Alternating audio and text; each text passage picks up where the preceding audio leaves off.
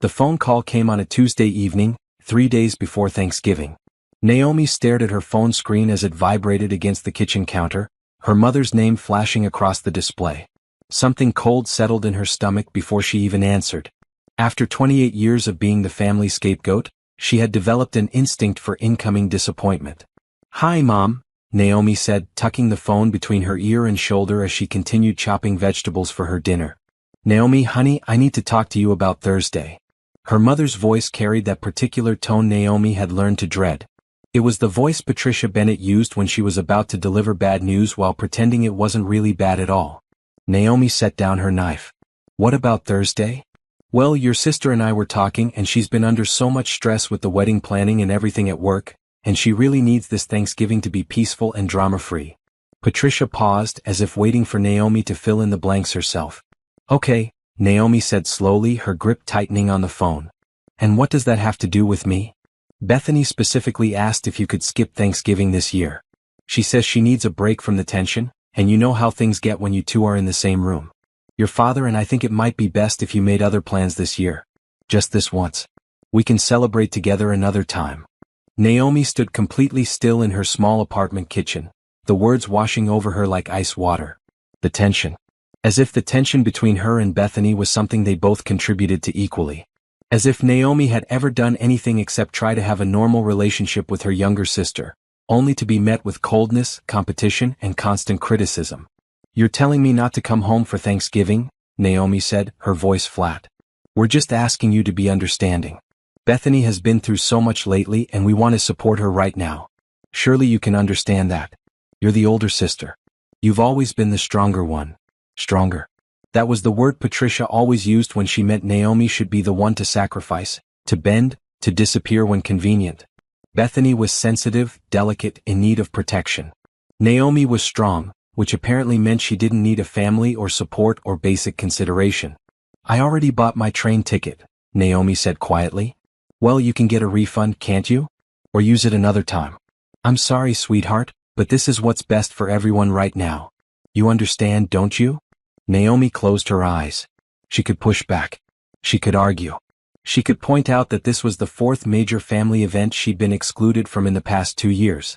She could remind her mother that she was also her daughter, that she also deserved a seat at the Thanksgiving table.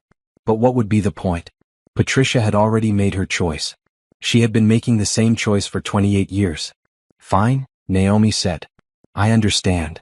"Oh good. I knew you would. You're such a good girl, Naomi. We'll do something special together soon, I promise. Maybe lunch next month, just the two of us." They both knew that lunch would never happen.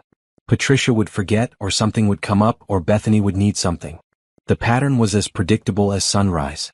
After the call ended, Naomi stood in her kitchen for a long time, staring at the half-chopped vegetables on her cutting board. The apartment was silent except for the hum of the refrigerator and the distant sound of traffic outside. She had lived in this apartment for 3 years now, in a city 2 hours away from her hometown. She had told herself the distance was for her job, for independence, for a fresh start. But the truth was simpler and sadder. She had moved away because being close to her family only made it more obvious that she didn't really belong to them. Naomi walked to her couch and sat down, pulling a blanket around her shoulders even though the apartment wasn't cold. She thought about all the Thanksgivings she could remember. The year she was 12 and Bethany was 9, when Bethany had broken Naomi's science fair project and Patricia had said it was an accident, even though Naomi had seen the deliberate look on her sister's face. The year Naomi graduated high school as valedictorian, and the entire Thanksgiving conversation had centered on Bethany making the JV cheerleading squad. The year Naomi got her first real job offer, and Patricia had barely looked up from helping Bethany address Christmas cards. There had never been a Thanksgiving or a Christmas or a birthday, or any day at all where Naomi had felt like she mattered as much as Bethany did. She had spent her entire childhood and adolescence trying to figure out what she was doing wrong. She had been well-behaved, gotten good grades, never asked for much. She had thought if she was just good enough, smart enough, quiet enough, eventually her parents would see her the way they saw Bethany. Eventually she would be enough. Now, at 28, Naomi finally understood that the problem had never been her. Some families had scapegoats and golden children, and no amount of achievement or goodness would change those roles. Patricia and Roger Bennett had decided long ago which daughter would be treasured and which would be tolerated. Naomi had simply been born into the wrong role. She picked up her phone and opened her email, pulling up the train ticket confirmation. The refund policy was generous. She could get most of her money back if she canceled now. Her thumb hovered over the screen. Then she set the phone down. No, she wouldn't get a refund. She would still take that train on Thursday morning. She just wouldn't get off at her hometown stop. She would ride all the way to the city's downtown station. And she would find somewhere else to be on Thanksgiving. Somewhere she wouldn't have to feel like an inconvenience. Somewhere she wouldn't have to watch her mother fuss over Bethany while barely meeting her eyes. Naomi had read about a nice restaurant downtown that stayed open on Thanksgiving, serving a special holiday menu. She had seen the advertisement weeks ago and thought it seemed sad eating Thanksgiving dinner in a restaurant. But now it seemed like the best possible option. She would dress up, take herself out for a nice meal, and she would not let Patricia and Bethany and Roger steal any more of her peace. The next 2 days passed in a strange, numb haze. Naomi went to work at the nonprofit where she managed community outreach programs. She smiled at her coworkers when they talked about their Thanksgiving plans. She nodded when they asked about hers, giving vague answers about a quiet day. She didn't tell anyone that her family had uninvited her. The humiliation felt too raw, too personal. On Wednesday night, she packed a small overnight bag. Even though she wasn't going to her parents' house, she had booked a hotel room downtown. She would make a weekend of it. She would go to museums, see a movie, do all the things she never had time for. She would prove to herself that she didn't need Patricia and Roger and Bethany to have a good Thanksgiving. Thursday morning arrived cold and gray. Naomi dressed carefully in a dark green dress and a long brown coat. She did her makeup with extra care, straightened her hair until it fell smoothly past her shoulders. When she looked in the mirror, she saw a professional, put-together woman. No one would look at her and think her family didn't want her. The train ride downtown took 40 minutes. Naomi sat by the window and watched the landscape change from suburban houses to industrial buildings to city skyscrapers. She tried not to think about the fact that her train was passing through her hometown right now. She tried not to imagine her family gathering in her parents' house. Patricia probably in the kitchen fussing with the turkey, Roger setting up extra chairs, Bethany holding court in the living room, talking about her wedding plans and her job and her perfect life. They probably weren't even thinking about her. They were probably relieved she wasn't there to create tension, which really meant they were relieved they didn't have to make any effort to include her. By the time Naomi reached her hotel and checked in, it was almost noon. The restaurant didn't open until 2 o'clock for Thanksgiving service. She had time to kill. She walked through the downtown streets, looking at the decorated windows of closed shops. The city felt emptier than usual, most people already gathered with their families. At 1:45, Naomi walked to the restaurant. It was called the Harvest Table, and its windows glowed with warm light. Through the glass, she could see tables set with autumn decorations, small pumpkins and colorful leaves. She took a deep breath and walked inside. The host greeted her with a smile. "Happy Thanksgiving. Do you have a reservation?" "Yes, for Bennett." One person. If the host found anything sad about a single person dining alone on Thanksgiving, his professional demeanor didn't show it. He led Naomi to a small table by the window. It was a good table with a view of the street, but Naomi couldn't help noticing that she was surrounded by families. To her right, a couple with 2 young children. To her left, a large extended family that had pushed 3 tables together. Across the room, a group of college-age kids who seemed to be celebrating together. And there was Naomi, alone at her table for one, with an empty chair across from her that seemed to mock every life choice she had ever made. She ordered the traditional Thanksgiving dinner. Turkey, stuffing, mashed potatoes, cranberry sauce, green beans, a roll. The waitress was kind, asking if she was sure she didn't want to order wine, saying it was a holiday after all. Naomi declined. Drinking alone in a restaurant on Thanksgiving felt like a step too far down a sad path. When the food arrived, it looked beautiful. Professional, perfectly prepared, nothing like Patricia's sometimes dry turkey or lumpy gravy. Naomi picked up her fork and took a bite of mashed potatoes. They were delicious, smooth and buttery. She took another bite. And another. And then she set down her fork because her eyes were filling with tears and she couldn't see her plate anymore. This was the loneliest she had ever felt in her entire life. Surrounded by happy families, eating a perfect Thanksgiving dinner that tasted like absolutely nothing because she had no one to share it with.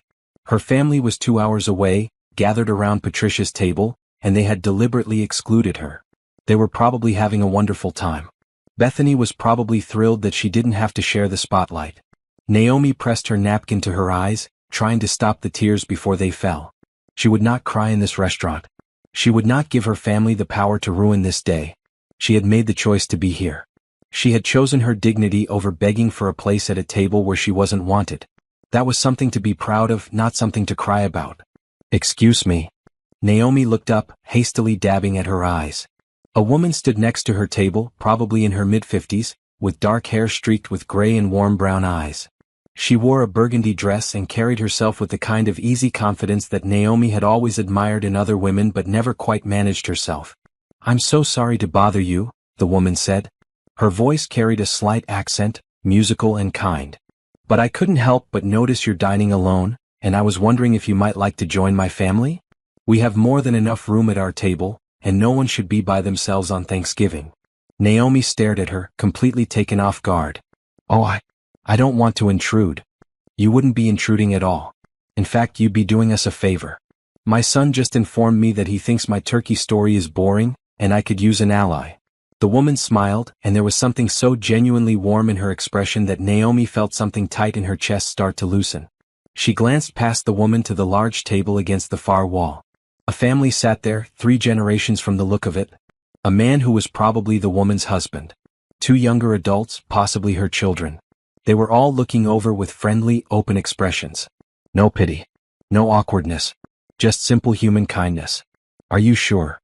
Naomi asked, her voice coming out smaller than she intended. "Absolutely certain. I'm Helena Rodriguez, by the way. And that rowdy group over there is my family. We'd love to have you join us." Naomi stood up slowly, her legs feeling strangely unsteady. "I'm Naomi Bennett. And thank you. That's very kind of you."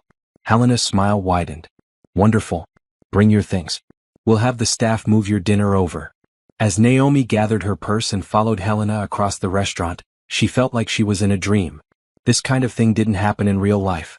Strangers didn't invite lonely people to join their family Thanksgiving dinner. But apparently sometimes they did, because here she was, approaching a table full of people who were all smiling at her like she was a welcome addition instead of an awkward intrusion. "Everyone, this is Naomi," Helena announced as they reached the table. "She's going to be joining us for dinner. Naomi, this is my husband Paul, my daughter Sophia, and my son Benjamin." Paul stood up to shake her hand, a tall man with graying hair and a firm grip. "Any friend of Helena's is family here. Please sit down." Sophia, who looked to be about Naomi's age with beautiful dark curls and bright lipstick, scooted over to make room. "I love your dress. That color is gorgeous on you." Benjamin, younger than his sister with an easy smile, raised his glass. "Happy Thanksgiving, Naomi. Fair warning, my mother is absolutely going to tell the turkey story no matter what I said." They made space for Naomi between Sophia and Helena, and within minutes, a staff member had transferred her dinner to their table. The conversation flowed around her, easy and comfortable. Helena did indeed tell her turkey story, about the year she tried to deep fry a turkey and nearly set the garage on fire. Paul told about the Thanksgiving he proposed to Helena, interrupting the family dinner with a ring hidden in the mashed potatoes. Sophia and Benjamin bickered good-naturedly about who made the better pumpkin pie. And slowly, carefully, Naomi began to relax. She laughed at Benjamin's jokes. She complimented Sophia's earrings. She listened to Helena's stories about immigrating from Colombia as a young woman and building a life in this country. She felt the knot in her chest, the one that had been there since Tuesday evening, start to loosen. No one asked why she was alone. No one made her feel like a charity case. They simply included her, as naturally as if she had always been meant to sit at this table. For the first time in 3 days, Naomi didn't feel like she was unwanted. For the first time in years, maybe in her whole life, she felt like she was exactly where she was supposed to be. The restaurant hummed with conversation and the clinking of silverware against plates. Naomi found herself relaxing in a way she hadn't expected, the tight anxiety in her shoulders gradually easing as the Rodriguez family drew her into their warmth. It wasn't forced or performative. They genuinely seemed happy to have her there. "So Naomi," Paul said, cutting into his turkey with the precision of someone who took their food seriously, "what do you do for work?" It was a normal question, the kind people asked at dinner parties and family gatherings. But no one in Naomi's biological family ever asked her about work. Patricia would change the subject. Roger would nod vaguely and turn to Bethany. But here was this stranger, this kind man who had welcomed her to his table, looking at her with genuine interest. "I work for a nonprofit called Community Bridges," Naomi said. "We do outreach programs for underserved neighborhoods. Educational workshops, job training, things like that. I manage the program development and community partnerships. Sophia's eyes lit up. That's amazing. I work in marketing for a tech company, and we're always looking for good nonprofits to partner with. Do you ever do corporate partnerships? We do, Naomi said, feeling a flutter of professional interest. We're actually looking to expand our job training program, and corporate partners would be ideal. Give me your card before we leave, Sophia said. I'd love to connect you with our community outreach director. Just like that. No performance necessary. No proving herself. Just genuine interest and a desire to help. Naomi had to take a sip of water to cover the sudden emotion welling up in her throat. What about you? Naomi asked, turning to Benjamin. What do you do? I teach 5th grade, Benjamin said with a grin. Which means I spend most of my time breaking up arguments about Pokemon cards and explaining why we can't have class outside every day. Helena laughed. He's being modest. He won Teacher of the Year for his district last spring. Mom, Benjamin said, but he was smiling. You don't have to tell everyone that. I'm proud of you, Helena said simply. Why wouldn't I tell people? The casual affection between them was like watching something from another world. Naomi tried to imagine her mother saying something like that about her accomplishments. Patricia had attended her college graduation, but spent most of the ceremony commenting on how hot it was and asking when they could leave. When Naomi got her current job, Patricia's response had been, "That's nice, dear. Did you hear Bethany got promoted to senior associate? How long have you lived in the city?" Paul asked, pulling Naomi back into the conversation. About 3 years. I moved here for work, but I've grown to really love it. There's always something happening, you know? Museums, concerts, festivals. I never run out of things to do. Do you live alone? Helena asked, and there was no judgment in the question, just curiosity. I do, Naomi said. I have a small apartment in the West Park neighborhood. It's perfect for me. Quiet, but close to everything. That's a great neighborhood, Sophia said. I'm in the Arts District, about 15 minutes from there. We should get coffee sometime. I'm always looking for new friends in the city. Naomi blinked. Was this really happening? Was this beautiful, successful woman actually asking to be her friend? Just like that, over Thanksgiving dinner in a restaurant? I'd really like that, Naomi said, trying not to sound as desperately grateful as she felt. The conversation continued to flow around the table. Helena told stories about the early years of her marriage, when she and Paul had been young and broke and in love. Paul talked about building his consulting business from nothing. Sophia discussed her latest marketing campaign. Benjamin shared funny stories from his classroom. And they kept pulling Naomi into the conversation, asking her opinions, laughing at her comments, treating her like she belonged. Dessert arrived, 3 kinds of pie to share among the table. Pumpkin, apple, and pecan. Helena insisted everyone try all 3, serving generous slices onto each plate. Naomi bit into the pumpkin pie and closed her eyes. It was perfect, spiced just right, the crust flaky and buttery. Good? Helena asked, watching her with a smile. Incredible, Naomi said. See, this is why we come here every year, Benjamin said. None of us can bake like this. Every year? Naomi asked. You come to a restaurant for Thanksgiving every year? Helena nodded. We started about 10 years ago. My mother had just passed away and she had always hosted Thanksgiving. That first year without her, I couldn't bear the thought of trying to recreate her dinner. It felt wrong. So we came here instead and we started our own tradition. I'm sorry about your mother, Naomi said softly. Thank you, dear. She was an incredible woman. But she would have loved this tradition. She always said family is about being together, not about the location or the food. The love is what matters. Naomi felt her eyes prickle again. The love is what matters. What a simple, obvious truth. And yet it was something Naomi had never experienced in her own family. With the Bennetts, the location mattered. The performance mattered. Keeping up appearances mattered. Protecting Bethany's feelings mattered. But love? Actual, unconditional love? That had never been part of the equation. Are you all right? Helena asked quietly, leaning closer. Naomi nodded quickly. Yes, I'm fine. This has been really nice. Thank you for inviting me to join you. Helena studied her face for a moment, those warm brown eyes seeing more than Naomi wanted to reveal. But she didn't push. She simply patted Naomi's hand and said, We're glad you're here. As they finished dessert and the meal wound down, Naomi felt a familiar dread creeping in. This wonderful interlude was about to end. She would go back to her hotel room alone. Tomorrow she would return to her apartment, alone. And the Rodriguez family would go back to their lives, and this would become a nice story they told sometimes. Remember that Thanksgiving we invited that lonely girl to join us? I wonder whatever happened to her. The check arrived and Paul reached for it immediately. Naomi started to protest. Please let me pay for my portion, she said. Absolutely not, Paul said firmly. You're our guest. But I can't let you pay for my dinner.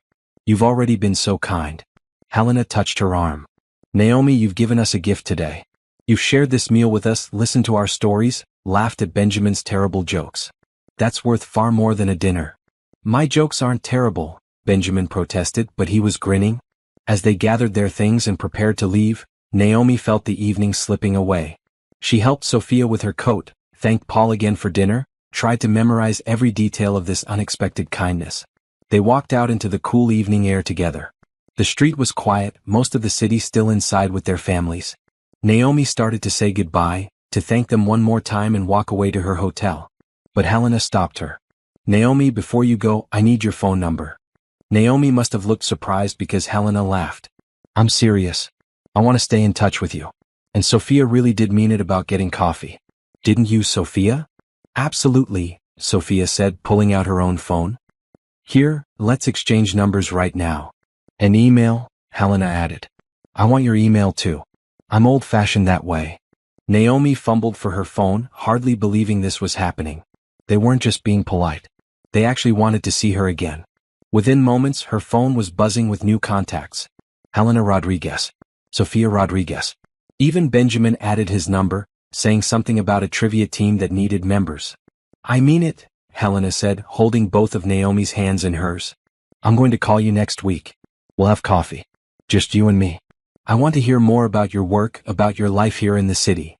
I'd really like that, Naomi said, and this time she couldn't keep the emotion out of her voice. Helena pulled her into a hug. It was warm and tight and motherly, and Naomi couldn't remember the last time Patricia had hugged her like this. Like she mattered. Like she was precious. When Helena released her, Sophia hugged her too, then Benjamin, then Paul. Each embrace felt like a small miracle, a tiny piece of healing she hadn't known she needed. Happy Thanksgiving, Naomi, Helena said. I'm so glad we met you. Happy Thanksgiving, Naomi whispered back. She watched them walk away together, a family unit moving in easy synchronization down the sidewalk. They were laughing about something, Paul's arm around Helena's shoulders, Sophia and Benjamin walking ahead. Naomi stood on the sidewalk for a long moment, her phone clutched in her hand, the contact information of the Rodriguez family glowing on her screen. She didn't know if they would really call. Maybe this was just something nice people said. Maybe by next week they would have forgotten all about the sad woman they took pity on at Thanksgiving. But maybe not. Maybe sometimes kindness was real. Maybe sometimes strangers became something more. Naomi walked back to her hotel with something she hadn't felt in a very long time. Not happiness exactly. Not yet. But something close to it. Something that felt like the possibility of hope. On Monday morning, Naomi returned to work still thinking about Thanksgiving dinner. The weekend had been quiet, just as she had planned. Museums, a movie, long walks through the city. But instead of feeling lonely, she had felt almost peaceful. She kept checking her phone, looking at the contact information for the Rodriguez family, wondering if they would really reach out. She didn't have to wonder long. Tuesday afternoon, her phone buzzed with a text message. Hi Naomi, this is Helena Rodriguez. I hope you had a good weekend. I was thinking about our conversation on Thursday, and I'd love to take you up on that coffee date. Are you free Saturday morning? There's a wonderful little cafe near the park that I think you'd love. Naomi read the message 3 times, making sure she wasn't misunderstanding. Helena had actually texted. She had actually remembered. She actually wanted to meet again. Naomi's fingers hovered over her phone for a moment before she typed back. Hi Helena. I'd love that. Saturday morning works perfectly for me. The response came within minutes. Wonderful. How about 10 a.m. at Rosewood Cafe? I'll send you the address. Saturday morning arrived with clear blue skies and a crispness in the air that promised winter was coming. Naomi dressed carefully in jeans and a red sweater, wanting to look put together but not too formal. She arrived at the cafe 5 minutes early and found Helena already there, sitting at a corner table with 2 steaming mugs in front of her.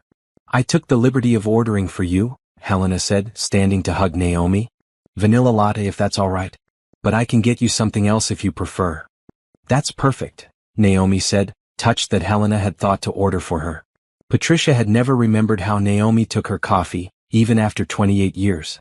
They settled into their seats and for a moment, Naomi felt nervous. What did you talk about with someone you barely knew but who had already shown you more kindness than your own family? But Helena had a gift for making people comfortable. She asked about Naomi's week, about her work, about the nonprofits programs. She listened with full attention, asking follow-up questions that showed she was genuinely interested. You really love what you do, Helena observed after Naomi had spent 10 minutes enthusiastically describing a new job training program they were developing. I do, Naomi said. I mean, it's not always easy.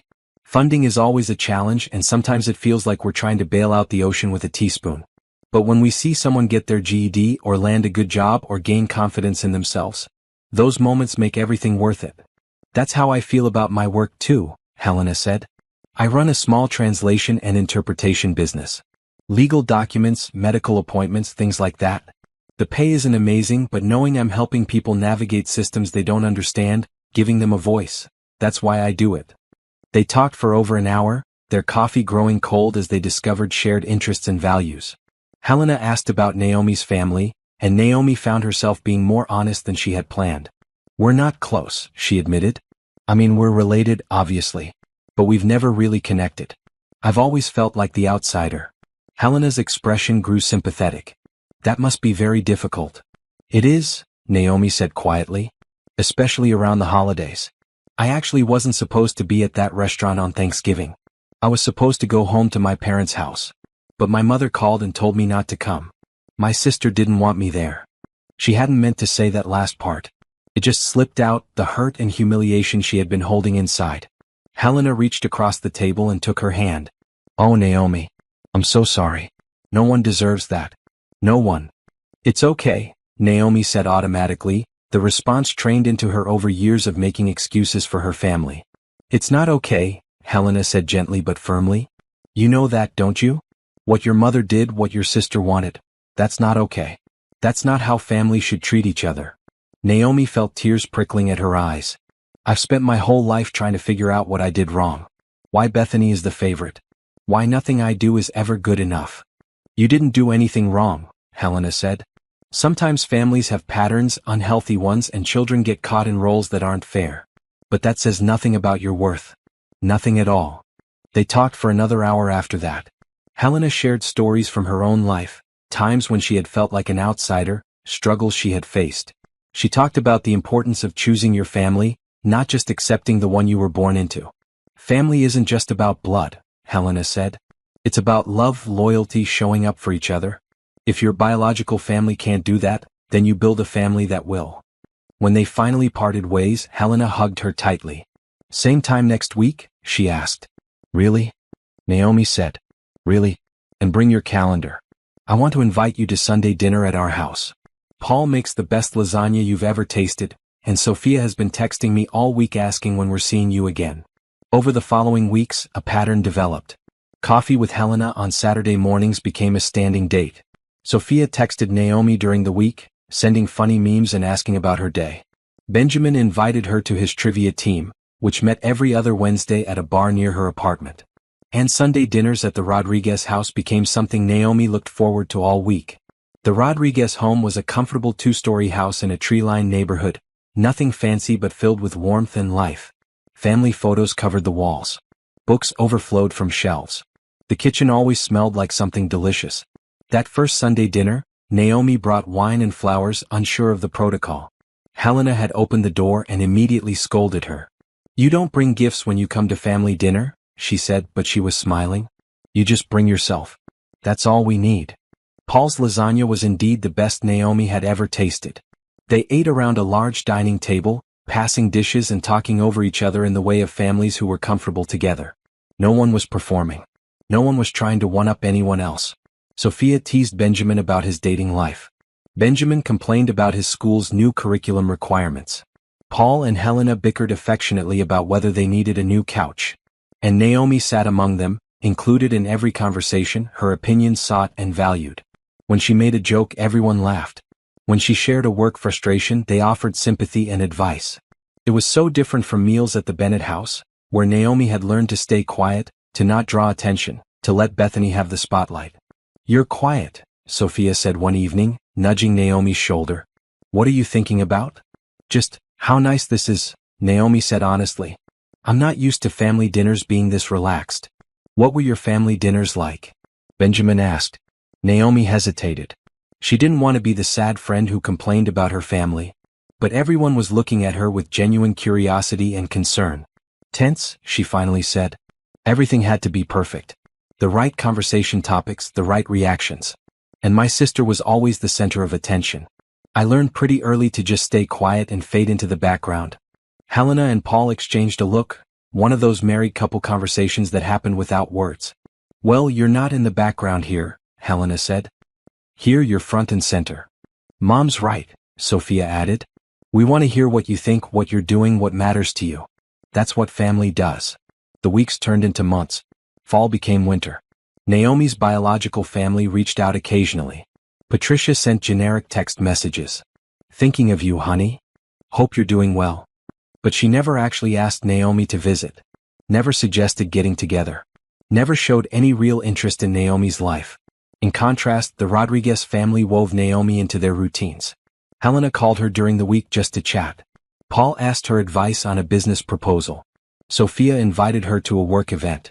Benjamin needed help shopping for a gift for a woman he was dating. For Christmas, Naomi expected a polite card or maybe a small gift. Instead, Helena texted her in early December, "What are you doing for Christmas? We'd love to have you join us if you don't have other plans." Naomi stared at the text for a long time. She had already received the obligatory message from Patricia, a vague suggestion that maybe Naomi could visit sometime during the holidays, but nothing concrete. The message was clear. Bethany's plans took priority, and Naomi could fit in around them if convenient. I'd love to spend Christmas with you, Naomi wrote back to Helena. Thank you for including me. Christmas at the Rodriguez house was everything Naomi had ever imagined a real family celebration should be. The house was decorated with twinkling lights and a tree covered in ornaments that clearly had history and stories. They exchanged thoughtful gifts, nothing expensive but everything chosen with care. Helena gave Naomi a beautiful journal with her initials embossed on the cover. For all those program ideas you're always jotting down, she said. Naomi had agonized over gifts for the Rodriguez family, wanting to show her appreciation without seeming like she was trying too hard. She had settled on a cookbook for Helena, a book on educational innovation for Benjamin, a scarf in Sophia's favorite color, and a bottle of good scotch for Paul. Their reactions made her feel like she had chosen perfectly. This is beautiful, Sophia said, wrapping the scarf around her neck. How did you know this was exactly what I wanted? You mentioned it when we had coffee a few weeks ago, Naomi said. Sophia's eyes widened. You remembered that? I barely remember saying it. Of course I remembered, Naomi said, confused. Wasn't that what you did? Pay attention to people you cared about? But from the look on Sophia's face and from Helena's soft smile, Naomi realized that maybe her attention to detail wasn't as common as she thought. Maybe the way she listened and remembered and cared was actually something special. Something her biological family had never valued but this family did. That night, after the gifts were opened and the dinner was eaten and they were all lounging in the living room with full stomachs and tired smiles, Helena patted the couch next to her. Naomi sat down and Helena put an arm around her shoulders. I'm so glad you were here today, Helena said quietly. Christmas wouldn't have been the same without you. Naomi leaned into the embrace, feeling tears prick at her eyes for the 100th time since meeting this family. Thank you for having me. For everything. You've all been so kind to me. It's not kindness, Helena said. It's love, Naomi.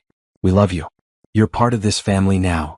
And sitting there in the warm glow of the Christmas tree lights, surrounded by people who had chosen her, Naomi finally understood what family was supposed to feel like. The new year arrived with bitter cold and snow that blanketed the city in white. Naomi stood at her apartment window on New Year's morning, watching the world transform, and felt something shift inside her. She was different now than she had been just 2 months ago. Lighter somehow. Less weighed down by the constant effort of trying to earn love from people who would never give it. Her phone buzzed. Not Patricia. Not Bethany. Helena. Happy New Year, mihija. Come over for brunch? Paul is making his famous French toast and we're all in pajamas. Very casual. Mihija. My daughter. Helena had started calling her that a few weeks ago, and each time Naomi heard it, something warm bloomed in her chest. She texted back immediately, I'll be there in an hour. That afternoon, lounging in the Rodriguez living room with a full stomach and a heart fuller still, Naomi checked her phone and found a message from Patricia. Happy New Year, Naomi. Bethany and Trevor set a wedding date. June 15th. Save the date card coming soon. Hope you can make it. Hope you can make it. As if Naomi might have other plans.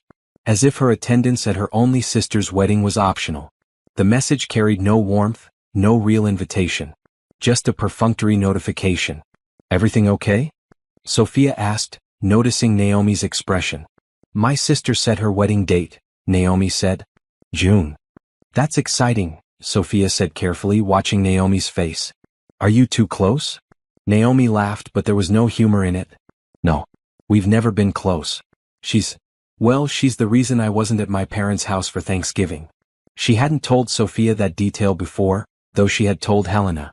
But sitting here in this comfortable living room, surrounded by people who actually cared about her, the truth felt easier to speak.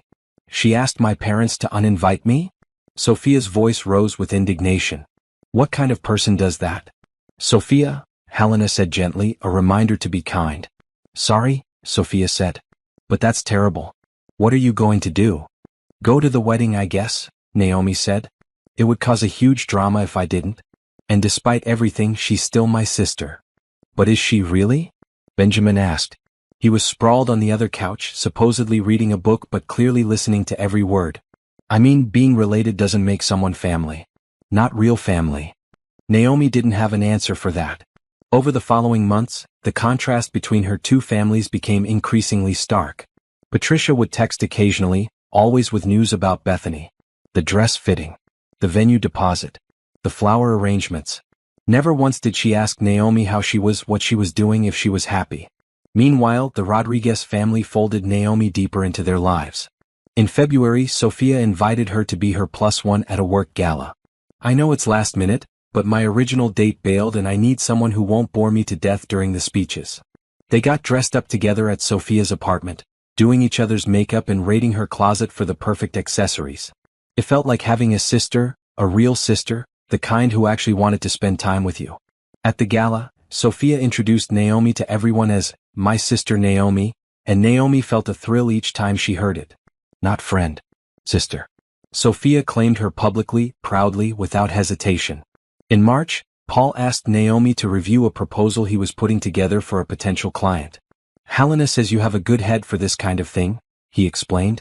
I'd value your input. Naomi spent hours on the proposal, giving it the same attention she would give her own work. When Paul landed the client, he took Naomi out for a celebratory lunch. I couldn't have done it without you, he said, and meant it. In April, Helena insisted Naomi join them for Easter. I know you said your family does a big Easter lunch, but you're having dinner with us. Non-negotiable. The truth was, Patricia hadn't actually invited Naomi to the Bennett family Easter lunch. She had mentioned it in passing, said they would be gathering, but there had been no explicit invitation. Naomi had been planning to spend the day alone, maybe go for a long walk, definitely not sit at her parents' table where she wasn't wanted. Easter dinner at the Rodriguez house was beautiful. Helena cooked a traditional Colombian meal, teaching Naomi the names of dishes and letting her help in the kitchen. They laughed when Naomi accidentally added too much salt to something. They sang along badly to music playing from Helena's phone. They felt like mother and daughter, cooking together, comfortable in each other's presence. That evening, Naomi posted a photo on social media. Just one picture of the dinner table, beautiful with spring flowers and colorful dishes, captioned simply, grateful for family. She didn't expect Patricia to see it. Her mother rarely checked social media. But the next day her phone rang. Patricia. Hi Mom, Naomi answered. I saw your photo from yesterday, Patricia said, her voice tight. You said you couldn't make it to our lunch. Naomi frowned. You didn't actually invite me. You just mentioned you were having one. Well, it was implied. We always do Easter lunch. You know that. You told me not to come home for Thanksgiving, Naomi said quietly. How was I supposed to know I was welcome for Easter? Patricia sighed, that long-suffering sound she made when she thought Naomi was being difficult. Your sister is very hurt that you're spending all your time with these other people instead of your real family. My real family, Naomi repeated. The family that doesn't want me at Thanksgiving? That family? Don't be dramatic, Naomi. Bethany was stressed. You know how she gets. You could be more understanding. I am understanding, Naomi said. I'm understanding that Bethany doesn't want me around, and I'm respecting that by building a life that doesn't depend on whether or not she approves of me. These Rodriguez people, they're not your family. You barely know them. I know them better than you know me, Naomi said, the truth falling out before she could stop it. Helena knows how I take my coffee. She knows what I'm working on at my job. She knows what matters to me. Can you say any of those things, Mom? The silence on the other end of the phone was long and heavy. That's not fair, Patricia finally said, her voice cold. I'm your mother. Of course I know you. When's my birthday? Naomi asked. What? When's my birthday? Don't think about it. Just tell me. Another pause. Naomi, I'm not playing this game. It's April 17th, Naomi said. It was 3 days ago. You didn't call. You didn't text. Helena threw me a surprise party. The whole family was there. They made my favorite meal. They gave me thoughtful gifts. They celebrated me. Did you even remember? I've been busy helping Bethany with wedding planning, Patricia said defensively. You know how demanding that is. Right? Naomi said. Of course. Bethany needs you. She always needs you. And I've always been expected to understand that. You're being very selfish right now, Patricia said. Your sister is getting married. This is a huge time for our family. The least you could do is be supportive. I am supportive. I said I'd come to the wedding. But I'm not going to apologize for having people in my life who actually care about me. Fine, Patricia said, her voice cold. Spend all your time with strangers. But don't come crying to me when you realize they're not your real family. She hung up before Naomi could respond. Naomi stood in her apartment, phone still pressed to her ear, listening to the dial tone. She should feel guilty. She should feel bad about upsetting her mother. But all she felt was tired. Tired of apologizing for existing. Tired of making herself smaller to accommodate Bethany. Tired of begging for scraps of attention from people who should have loved her unconditionally. Her phone buzzed. Sophia. Hey, Benjamin and I are grabbing dinner at that new Thai place. Want to come? Just like that. No drama. No guilt trips.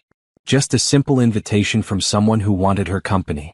I'll meet you there in 20 minutes, Naomi texted back. The wedding invitation arrived in May, heavy cardstock in a cream envelope. Formal. Expensive. Very Bethany. Naomi was listed as a bridesmaid, which surprised her. She hadn't expected Bethany to include her in the wedding party at all.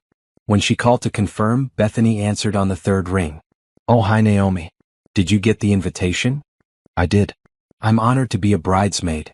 Mom insisted, Bethany said bluntly. She said it would look bad if my only sister wasn't in the wedding. But I need you to understand something. This day is about me and Trevor. I don't want any drama. What drama would I cause? Naomi asked, trying to keep her voice level. Just, don't make everything about you, okay? Don't show up with your new replacement family or whatever. This is the Bennett family's day. Our day. I'm a Bennett too, Naomi said quietly. You know what I mean, Bethany said impatiently. Just wear the dress, smile in the photos, and let me have my day. Can you do that? Naomi thought about arguing. About pointing out that Bethany had never let her have a day, any day, ever. But what was the point? I'll be there, Naomi said. I'll wear the dress and smile in the photos. Good. The fitting is next Saturday. Mom will text you the details. Bethany hung up without saying goodbye. That evening at Sunday dinner, Naomi was quiet. Helena noticed because Helena always noticed. What's on your mind, Mihija? She asked, sitting down next to Naomi on the porch after dinner. Naomi told her about the phone call with Bethany, about being a bridesmaid in a wedding where she wasn't really wanted, about the constant feeling of being tolerated rather than loved by her biological family. Helena listened quietly, holding Naomi's hand. You know you don't have to go, Helena finally said. You don't owe them your presence at events where you're not truly welcome. She's my sister, Naomi said. Is she? Helena asked gently. Has she ever treated you like a sister? Has she ever shown you love or loyalty or kindness? Naomi couldn't answer because the truth was too painful. No. Bethany had never been a real sister to her. You deserve better, Helena said. You deserve a family that celebrates you, that wants you, that loves you for exactly who you are. And you have that family. Right here. With us. Naomi felt tears sliding down her cheeks. I don't want to be a burden to you. You've already been so kind. Stop, Helena said firmly. You're not a burden. You're a gift. Every day we get to spend with you is a gift. Do you understand that? Naomi nodded, not trusting herself to speak. I need to tell you something, Helena said. Paul and I have been talking. The whole family has been talking, actually. And we want to ask you something important. But not yet. After this wedding. After you've had time to process everything with your biological family. We want you to know it's coming though. That we have something we want to discuss with you. What is it? Naomi asked. Helena smiled mysteriously. All in good time. For now, just know that you're loved. Truly deeply loved. Not because of what you do or how perfect you are or how much you sacrifice. Just because you're you. That's enough. You are enough. That night, lying in bed, Naomi thought about Helena's words. She thought about the family that had chosen her, that had pulled her out of her loneliness and shown her what love actually looked like. She thought about June, about standing in a bridesmaid dress at Bethany's wedding, smiling for photos while feeling invisible. And she thought about whatever Helena wanted to discuss after the wedding. Something important. Something they had all talked about as a family. Whatever it was, Naomi had a feeling it was going to change everything. May brought longer days and the kind of spring weather that made the whole city come alive. Trees bloomed in every park. Sidewalk cafes filled with people enjoying the sunshine. Naomi found herself smiling more easily, laughing more freely. The weight she had carried for so many years felt lighter, as if the Rodriguez family's love was slowly healing wounds she hadn't even known were there. She was at her desk at Community Bridges on a Wednesday afternoon when her phone rang. Paul Rodriguez. Hi, Paul, she answered, surprised. They texted occasionally, but phone calls during work hours were unusual. Naomi, I hope I'm not catching you at a bad time. Do you have a few minutes to talk? Of course. What's going on? I had lunch yesterday with a former colleague who now runs the Eastern Regional Office for the National Community Development Initiative. They're looking for a director of urban programs. It's a significant step up from your current role, overseeing multiple cities, larger budget, more impact. And immediately, I thought of you. Naomi's heart started beating faster. That sounds amazing. I thought you might be interested. So I may have talked you up quite a bit and shared some of the work you've done at Community Bridges. She wants to meet with you. Are you interested? Yes. Absolutely yes. Excellent. I'll send you her contact information. Her name is Brenda Chin. Great person, very passionate about this work. I think you two will hit it off. After the call ended, Naomi sat at her desk feeling stunned. This wasn't just a small opportunity. This was a career-defining role. The kind of position she had dreamed about but thought was years away. And Paul had recommended her. Had thought of her. Had used his professional connections to open a door for her. When was the last time Roger had done anything like that for her? Never. Roger barely knew what her job was, much less had the inclination to help her career advance. The interview with Brenda Chin happened 2 weeks later. Naomi prepared obsessively, researching the organization, developing ideas, rehearsing answers to potential questions. The night before the interview, Sophia came over to help her pick out an outfit and practice her presentation. You're going to be amazing, Sophia said, straightening Naomi's blue blazer. They'd be crazy not to hire you. What if I mess it up? You won't. But even if you did, which you won't, you'd still be amazing. One interview doesn't define your worth, Naomi. You know that, right? It was something Helena would say. Actually, Helena had said almost exactly that during their coffee date that morning. The Rodriguez family had spent the past week building up Naomi's confidence, reminding her of her accomplishments, telling her she deserved this opportunity. The interview went better than Naomi could have hoped. She and Brenda connected immediately, their vision for community development aligning perfectly. They talked for 2 hours, far longer than the scheduled 60 minutes. Brenda asked insightful questions. Naomi gave confident answers. By the time she left the office, Naomi felt almost certain she had made a strong impression. She called Helena immediately. How did it go? Helena answered without preamble. I think it went really well. We connected.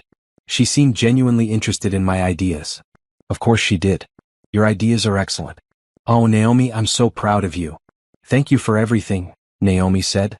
For Paul recommending me, for helping me prepare, for believing I could do this.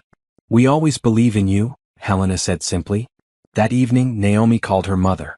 She told herself not to expect much, but some small part of her still hoped Patricia would be excited for her, proud of her, interested in this major career opportunity. That's nice, dear, Patricia said when Naomi finished explaining about the interview. How's the bridesmaid dress fitting? You still need to schedule that. I know, Mom. I will. But did you hear what I said about the job? Yes, some new position. That's good. You always were ambitious. Speaking of which, Bethany just got promoted again. She's now managing the entire accounts division. Only 25 and already so successful. We're incredibly proud. There it was. The familiar pivot. No matter what Naomi accomplished, the conversation always circled back to Bethany's achievements. Naomi could cure a disease and Patricia would somehow find a way to mention Bethany's latest accomplishment in the same breath. I have to go, Mom, Naomi said, suddenly exhausted. I'll call you later about the dress fitting. She hung up and stared at her phone. Then she scrolled to her group text with Sophia and Benjamin. Interview went great. Want to celebrate? Responses came immediately. Sophia, yes. Drinks at Murphy's? Benjamin, I'm there. 7 p.m.? Naomi, perfect. An hour later, she was at Murphy's pub with Sophia and Benjamin, then Helena and Paul showed up as a surprise. They had a table full of appetizers, drinks flowing, everyone toasting Naomi's success. Paul told the story of how he had known within 5 minutes of meeting Naomi that she was special. Helena beamed like a proud mother. Sophia and Benjamin teased her about being too successful for them now. When you're a big shot running programs in 15 cities, are you still going to come to Sunday dinners? Benjamin asked. Always, Naomi said. Nothing could keep me away from Sunday dinners. Good, Helena said, squeezing her hand. Because we need you there. The family isn't complete without you. 2 weeks later, Brenda called with an offer. The salary was significantly higher than Naomi's current position. The benefits were excellent. The opportunity to make a real impact was everything Naomi had been working toward. Naomi accepted immediately. The Rodriguez family threw her a celebration party that weekend. They hung streamers in the dining room, made a banner that said, "Congratulations, Director Bennett," and Sophia had even ordered a custom cake. The house was full of warmth and laughter and genuine pride. Speech? Benjamin called out. Speech. Naomi stood up, feeling self-conscious but happy. I don't really know what to say except thank you. Thank you, Paul, for making the introduction. Thank you all for supporting me through the interview process. Thank you for always believing in me even when I don't believe in myself. I couldn't have done this without you. You did this yourself, Paul said. We just opened a door. You walked through it with your own talent and hard work. But I wouldn't have even known about the door without you, Naomi said. That's what family does, right? Opens doors for each other. Helps each other succeed. Celebrates together. Helena had tears in her eyes. That's exactly what family does. Later that evening, when the party had wound down and most people had left, Naomi helped Helena clean up the kitchen. They worked in comfortable silence, the kind that only came from many hours spent together. You know, Helena said, washing a plate, Paul and I have been thinking. About what? About you. About us. About what family means. Helena paused, choosing her words carefully. I told you a few weeks ago that we wanted to discuss something important with you. I think now might be the right time. Naomi's heart started beating faster. Okay. Helena dried her hands and turned to face Naomi fully. You've become such an integral part of our family over these past months. Not a guest. Not a friend. Family. Paul, Sophia, Benjamin, myself, we all feel it. You belong with us. I feel that too, Naomi said softly. So we want to make it official. Legal. We want to formally adopt you as our daughter. Naomi stared at her, certain she had misheard. What? Adult adoption. It's absolutely legal. We'd go through the court system and you would legally become our daughter. Naomi Rodriguez if you wanted to take our name. Or you could keep Bennett. That's entirely up to you. But either way you'd be our daughter in every way. Legal, emotional, forever. But I'm 28, Naomi said, her voice barely above a whisper. Age doesn't matter. Family is family regardless of when you find it. Helena took both of Naomi's hands in hers. We've all discussed this. Everyone is completely on board. Sophia is so excited about making you her legal sister. Benjamin has already started annoying you the way he annoys Sophia. Paul has been researching the legal process for weeks. We want this, Naomi. We want you. Not as an honorary member. Not as a friend who comes around. As our actual legal, forever daughter. Tears were streaming down Naomi's face. I don't know what to say. Say yes. Say you want this too. Say you'll let us be your family, officially and permanently. Yes, Naomi sobbed. Yes, yes, yes. I want this more than I've ever wanted anything. Helena pulled her into a tight embrace, both of them crying now. Paul walked into the kitchen, saw them, and immediately wrapped both of them in his arms. She said yes, he asked. She said yes, Helena confirmed. Sophia and Benjamin rushed in from the living room, apparently having been listening the whole time. They joined the group hug, everyone talking at once, crying and laughing and celebrating. "You're stuck with us now," Sophia said. "Legal sister. No take-backs." "I wouldn't take it back for anything," Naomi said. That night, lying in her bed, Naomi thought about what had just happened. A family had chosen her. Not because they had to. Not because of blood or obligation. But because they wanted her. They loved her enough to make it legal, to tie themselves to her permanently. She thought about Patricia and Roger, who had never made her feel chosen. Who had never fought for her or celebrated her or loved her unconditionally. She thought about Bethany, who had actively worked to exclude her. And she thought about the Rodriguez family, who had seen her sitting alone in a restaurant and decided she deserved better. Who had spent months proving they meant it. Who were now offering to be her family forever. Naomi picked up her phone and texted Helena, "Thank you for choosing me. I love you, Mom." The response came immediately, "Thank you for letting us. I love you too, Mihija. Sleep well, our beautiful daughter. Our daughter." Naomi fell asleep with those words echoing in her mind, a smile on her face, finally knowing what it felt like to truly belong. The legal process of adult adoption turned out to be more involved than Naomi had expected. There were forms to fill out, background checks to complete, court dates to schedule. Paul handled most of the logistics, working with a family lawyer who specialized in adult adoptions. Every time Naomi offered to help with the costs, Paul waved her away. "This is our choice," he said firmly. "Our gift to you. You're not paying for your own adoption." The bridesmaid dress fitting happened on a Saturday in early June, just 2 weeks before Bethany's wedding and in the middle of the adoption proceedings. Naomi drove to her hometown for the first time since Thanksgiving, her stomach tight with anxiety. She had been avoiding this trip, avoiding her biological family, cocooned in the warmth of the Rodriguez family. The bridal boutique was expensive and exclusive, very Bethany. When Naomi walked in, Patricia and Bethany were already there, along with Bethany's maid of honor and 2 other bridesmaids. Everyone looked up when she entered, but only Patricia gave her a tight smile. "Naomi, you're late," Bethany said. Naomi checked her phone. She was 3 minutes past the scheduled time, delayed by traffic. "Sorry? Traffic was bad. Well, you're here now. This is the dress we selected. I hope it fits because alterations are expensive and we're on a tight timeline." The dress was pale pink, floor-length, with an empire waist and delicate beading. It was actually quite beautiful, though not a color Naomi would have chosen for herself. She took the dress to the fitting room and changed, then stepped out onto the platform. "Turn around," Bethany instructed, studying her critically. "Is pulling a bit in the shoulders. You'll need to get that fixed." "The dress fits fine," the boutique attendant said kindly. "But we can let it out just a touch if you'd be more comfortable."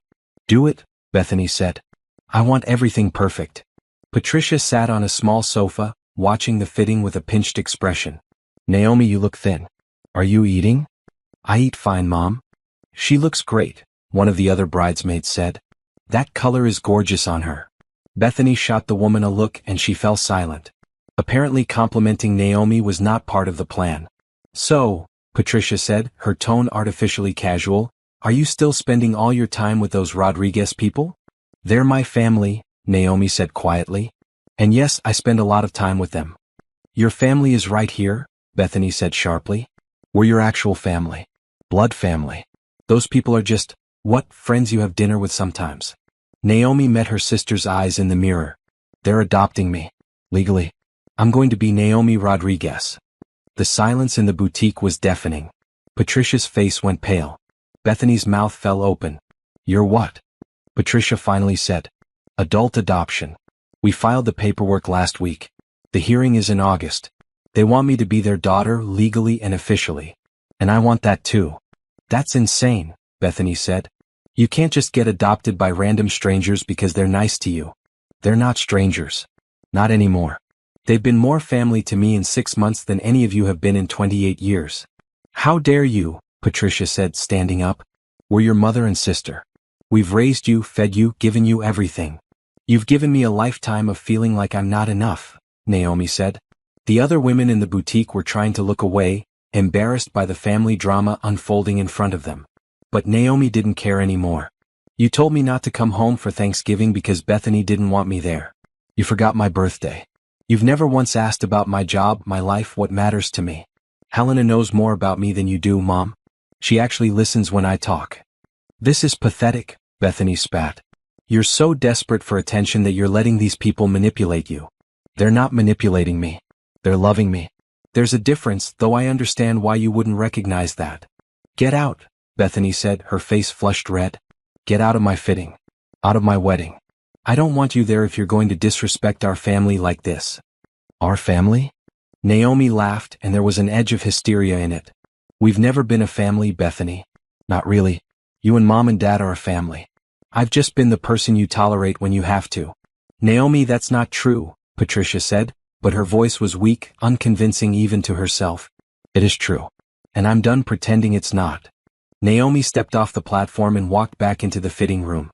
She changed out of the bridesmaid dress with shaking hands, hung it carefully back on its hanger, and walked out of the boutique without another word. She made it to her car before the tears started. She sat in the parking lot, crying so hard she could barely breathe, her whole body shaking with the force of her sobs. She had finally said the truth out loud. She had finally stopped protecting her biological family from the consequences of their choices. And it hurt. Even though she had the Rodriguez family, even though she was happy and loved and building a beautiful life, it still hurt to acknowledge that Patricia and Roger and Bethany had never really loved her. That she had spent her entire childhood and young adulthood hoping for something that was never going to come. Her phone rang. Helena. Hi, Naomi managed, her voice thick with tears. Where are you? Helena asked, her voice full of concern.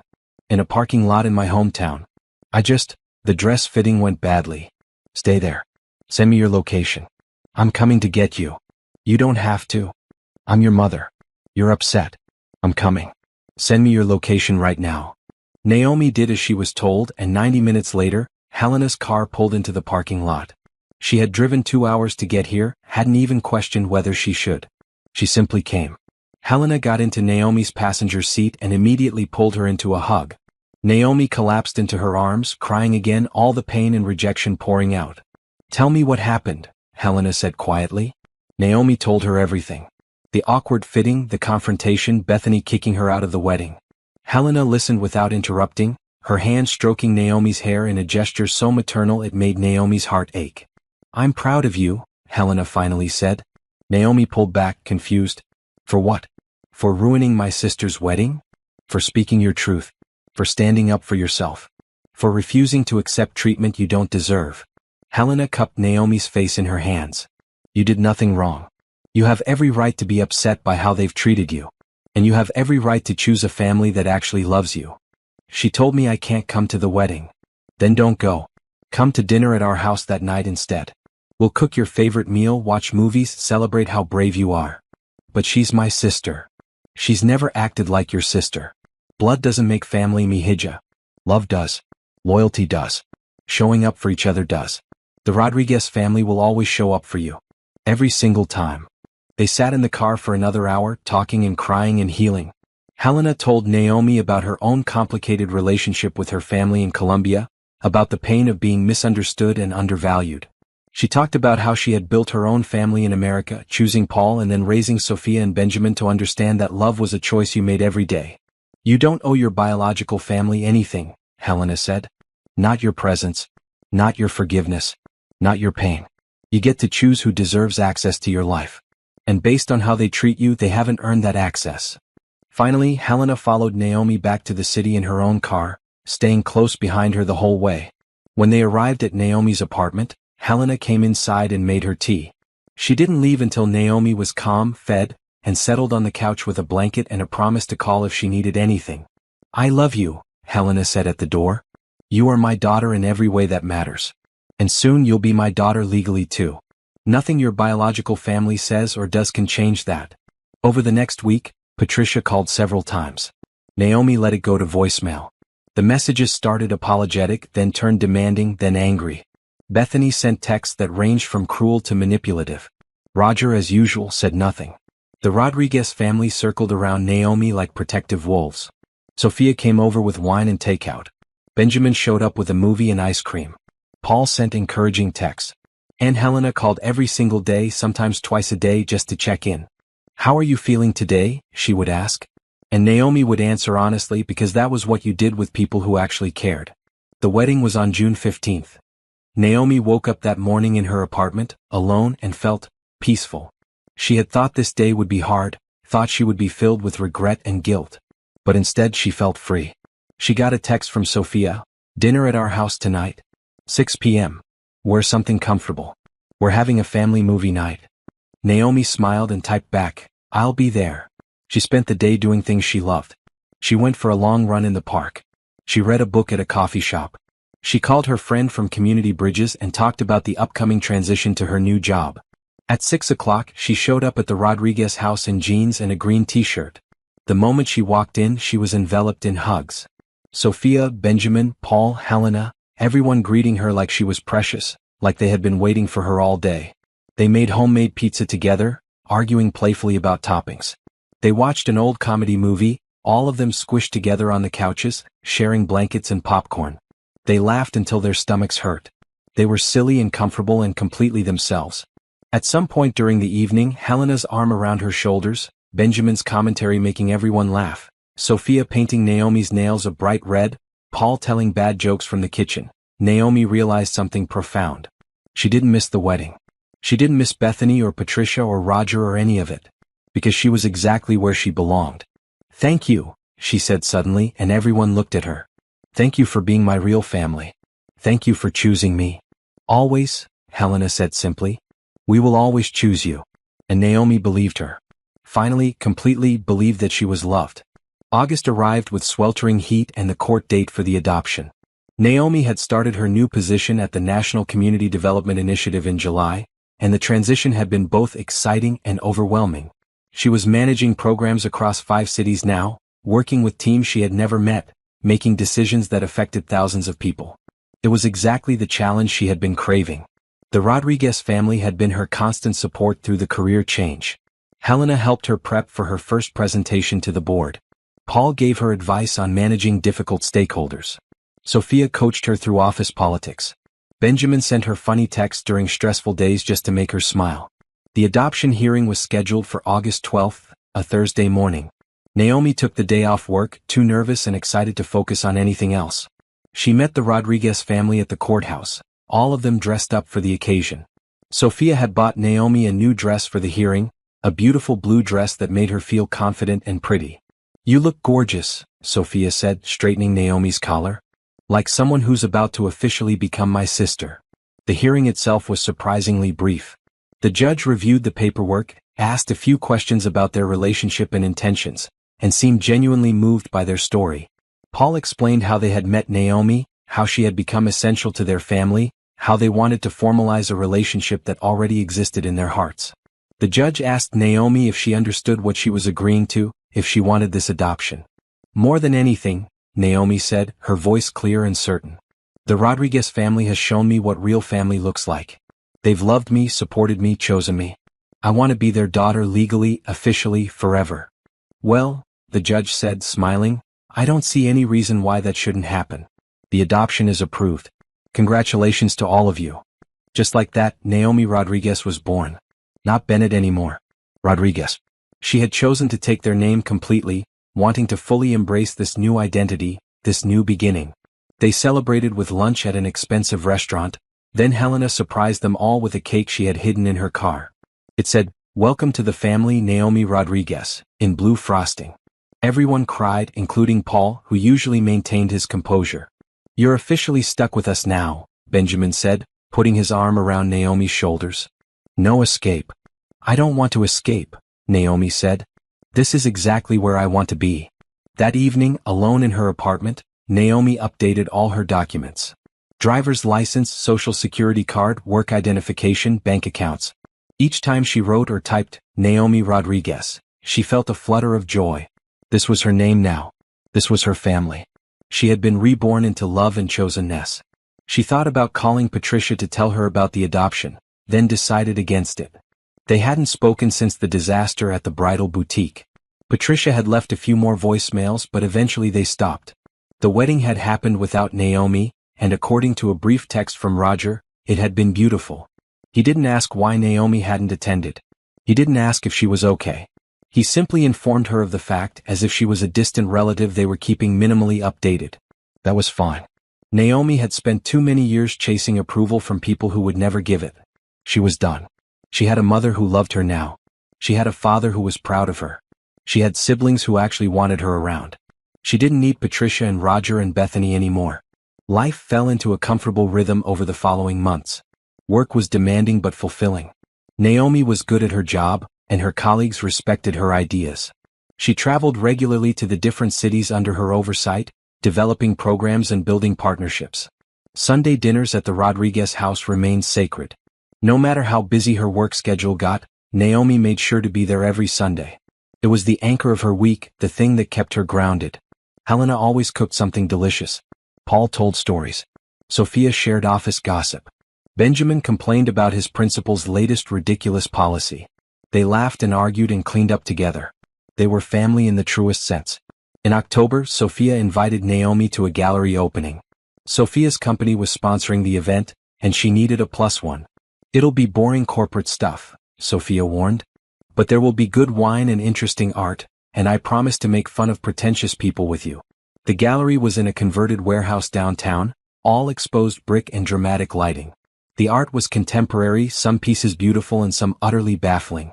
Sophia and Naomi wandered through with glasses of wine, quietly judging and admiring in equal measure. "That piece looks like someone dropped paint on a canvas from a ladder," Sophia whispered, gesturing to an abstract work. "It's probably worth $50,000, Naomi whispered back. They were giggling over another particularly confusing sculpture when a man approached them. "Excuse me, I couldn't help but notice you two seem to be the only people actually enjoying themselves instead of pretending to understand contemporary art." He was tall, probably early 30s, with dark hair and kind eyes. He wore a well-fitted charcoal suit but had loosened his tie, giving him a relaxed air.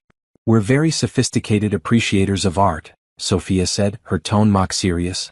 "We just appreciate it through the lens of complete confusion." The man laughed. "I'm Camden Wright. I'm the architect who designed this space, so I have to be here even though I understand art even less than you do." "You designed this?" Naomi asked, looking around with new appreciation. "It's gorgeous. The way you preserved the industrial elements but made it feel warm and inviting. It's really impressive." Camden's smile widened. "Thank you. It was a challenge, but I'm proud of how it turned out." "And you are?" "I'm Sophia, and this is my sister Naomi." They talked for 20 minutes, the conversation flowing easily. Camden was charming without being slick, intelligent without being pretentious. He had opinions about architecture and design but also admitted to loving terrible action movies and spending too much money on coffee. He asked thoughtful questions and actually listened to the answers. When Sophia got pulled away by a colleague, Camden turned his full attention to Naomi. "So what do you do, Naomi?" he asked. She told him about her work with the National Community Development Initiative, and his interest seemed genuine. He asked about specific programs, challenged some of her assumptions in a respectful way, shared his own thoughts on urban development. "I've always thought architects and community development professionals should work together more," he said. "We're both trying to create spaces where people can thrive just from different angles."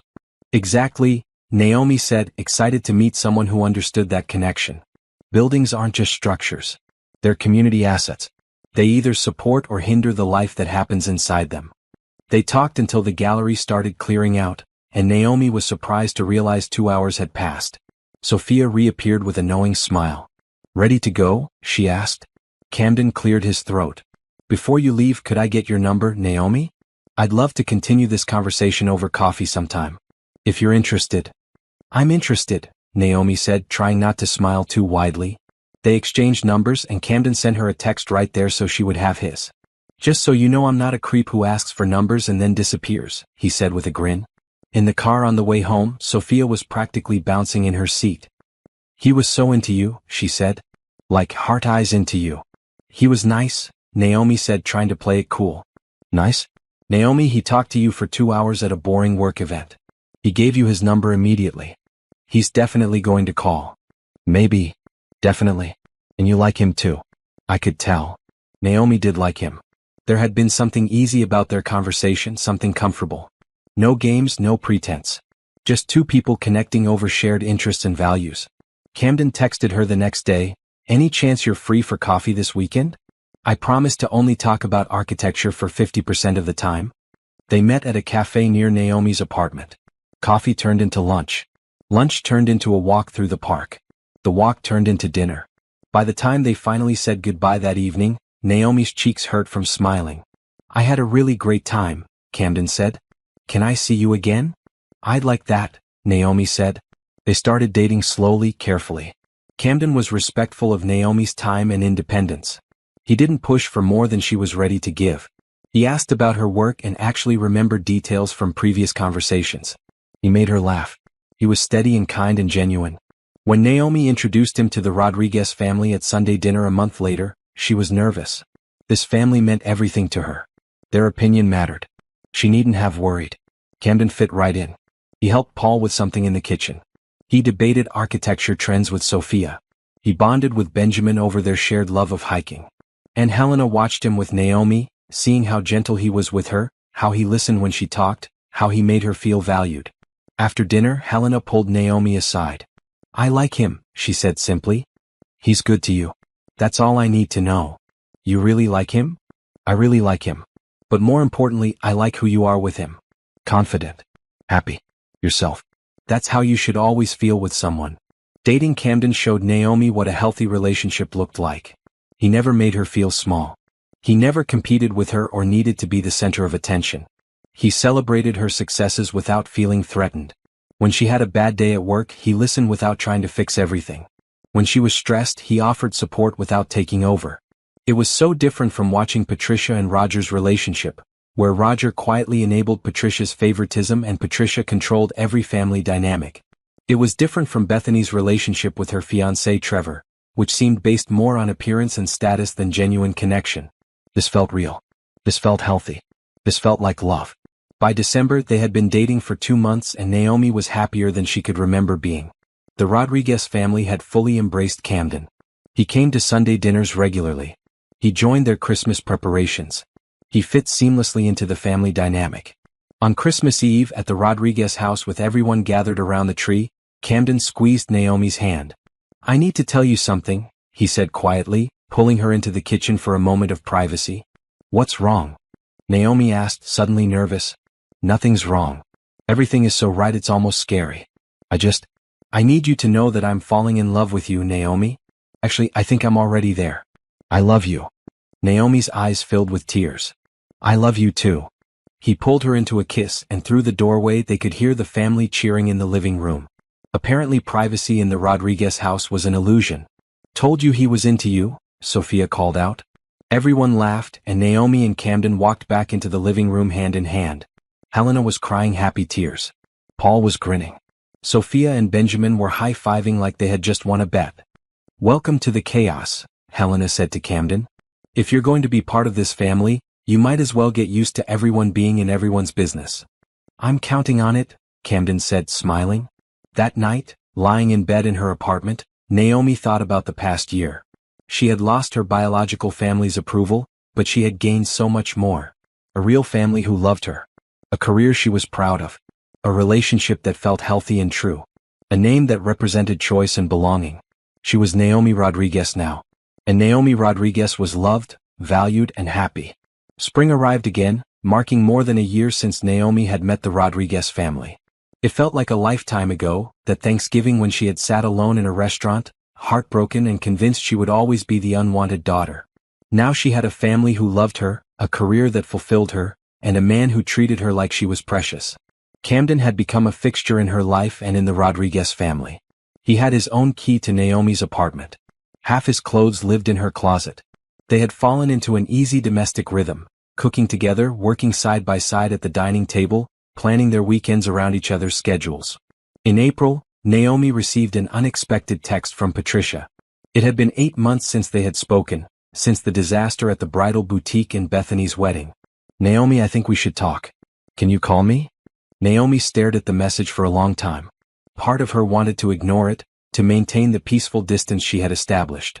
But another part of her, the part that still remembered being a little girl desperate for her mother's approval, couldn't quite let it go without at least hearing what Patricia had to say. She called on her lunch break, stepping outside her office into the spring sunshine. "Hi, Mom," she said when Patricia answered. "Naomi, thank you for calling. I wasn't sure you would. What did you want to talk about?" Patricia sighed. "I've been thinking a lot about what happened. About what you said at the dress fitting. And I think maybe I need to apologize. Naomi waited, not making this easy for her. Bethany and Trevor's marriage is struggling, Patricia continued. She's been very stressed. And she mentioned recently that she wishes you had been at the wedding. That the pictures don't feel complete without you. Of course. Of course this wasn't about Patricia recognizing how she had failed Naomi.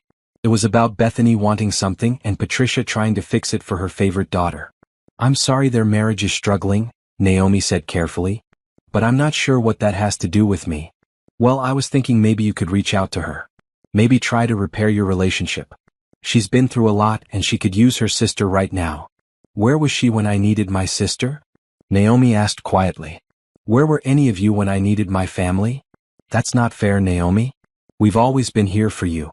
No, you haven't. You told me not to come home for Thanksgiving because Bethany didn't want drama. You forgot my birthday. You've never once asked about my job or my life or what makes me happy. You call me once every 8 months because Bethany needs something. That's not being there for me, Mom. That's tolerating me when convenient. You're being very harsh, Patricia said, her voice going cold. I'm trying to extend an olive branch here. Are you? Or are you trying to get me to do emotional labor for Bethany again? Your sister needs you. My sister has never needed me. She needed me gone and I'm gone. I have a new family now. People who actually love me and show up for me and value me. I'm happy, Mom. Genuinely happy. And that has nothing to do with you or Bethany or any of the Bennetts. Those people aren't your real family, Patricia said, falling back on the same argument. We're your real family. Actually, they are my real family. Legally. I was adopted by Helena and Paul Rodriguez last August. My legal name is Naomi Rodriguez now. The Bennett family is my past. The Rodriguez family is my present and my future. The silence on the other end was long. You were adopted? Patricia finally said, her voice small. Yes. And it was the best decision I ever made. I have parents who are proud of me. I have siblings who actually want me around. I have a family that celebrates me instead of tolerating me. That's what I deserved all along, and I'm not giving it up to go back to being your scapegoat daughter. I don't know what to say, Patricia whispered. There's nothing to say. I hope Bethany figures out her marriage. I hope you're all happy. But I'm not coming back. I'm not going to be the person you call when Bethany needs emotional support but ignore the rest of the time. I deserve better than that. Naomi. I need to go, Mom. Take care of yourself. Naomi hung up and stood in the sunshine, her hands shaking. But she didn't feel guilty. She felt lighter. She had spoken her truth one more time, set her boundaries clearly. Whatever Patricia chose to do with that information was up to her. That evening, Naomi told Camden about the phone call. They were cooking dinner together in her apartment, moving around each other with practiced ease. How do you feel about it? Camden asked, chopping vegetables while Naomi stirred sauce. Relieved, Naomi said honestly. I think part of me was always waiting for my biological family to finally understand, to finally apologize and mean it. But I don't think that's going to happen. And I'm okay with that now. I have everything I need. Camden set down his knife and pulled her into a hug. You're amazing, you know that? Your strength, your ability to set boundaries, your capacity to build a beautiful life despite everything. I'm in awe of you. I had good teachers, Naomi said, thinking of Helena and Paul and the way they had modeled healthy family dynamics for her. 2 weeks later, on a Sunday evening in late April, the entire Rodriguez family gathered for their usual dinner. It was a beautiful spring evening, warm enough to eat on the back patio.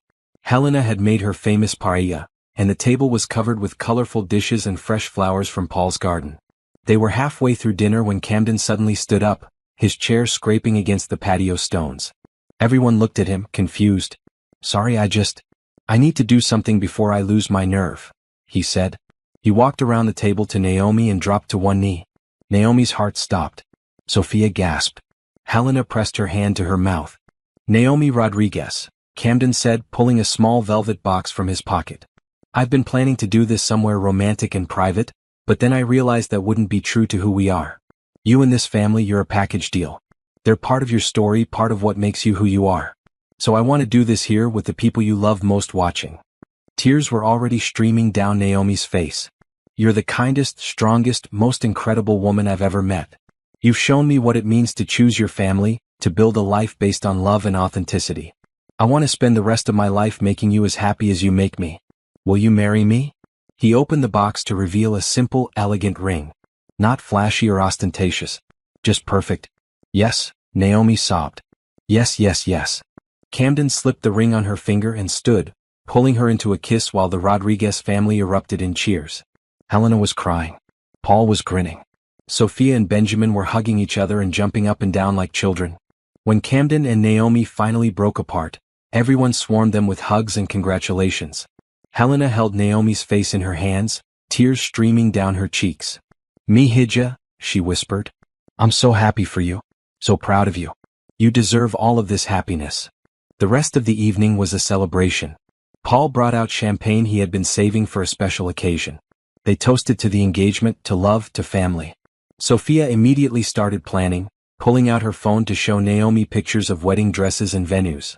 Benjamin teased Camden about being officially stuck with the family now. "You're sure about this?" Benjamin asked, grinning. "Sunday dinners forever. Family holidays. Mom texting you every day. There's no escape." "I'm counting on it," Camden said, his arm around Naomi's shoulders. "I'm not just marrying Naomi. I'm marrying into this whole beautiful, chaotic, perfect family. And I couldn't be happier about it." Later that night, after the celebration had wound down and Camden had driven Naomi back to her apartment, they sat on her couch just staring at the ring on her finger. "I can't believe this is real," Naomi said softly. "Believe it? You're stuck with me now." "Good. That's exactly where I want to be. Stuck with you, stuck with my family, stuck in this beautiful life we're building." Camden kissed her forehead. "Have you thought about whether you want to invite your biological family to the wedding?" Naomi had been thinking about exactly that. "I'll send them an announcement," she said slowly. "An invitation to attend as guests if they choose. But they won't have any special roles. Helena will walk me down the aisle. Paul will give a father of the bride speech. Sophia will be my maid of honor.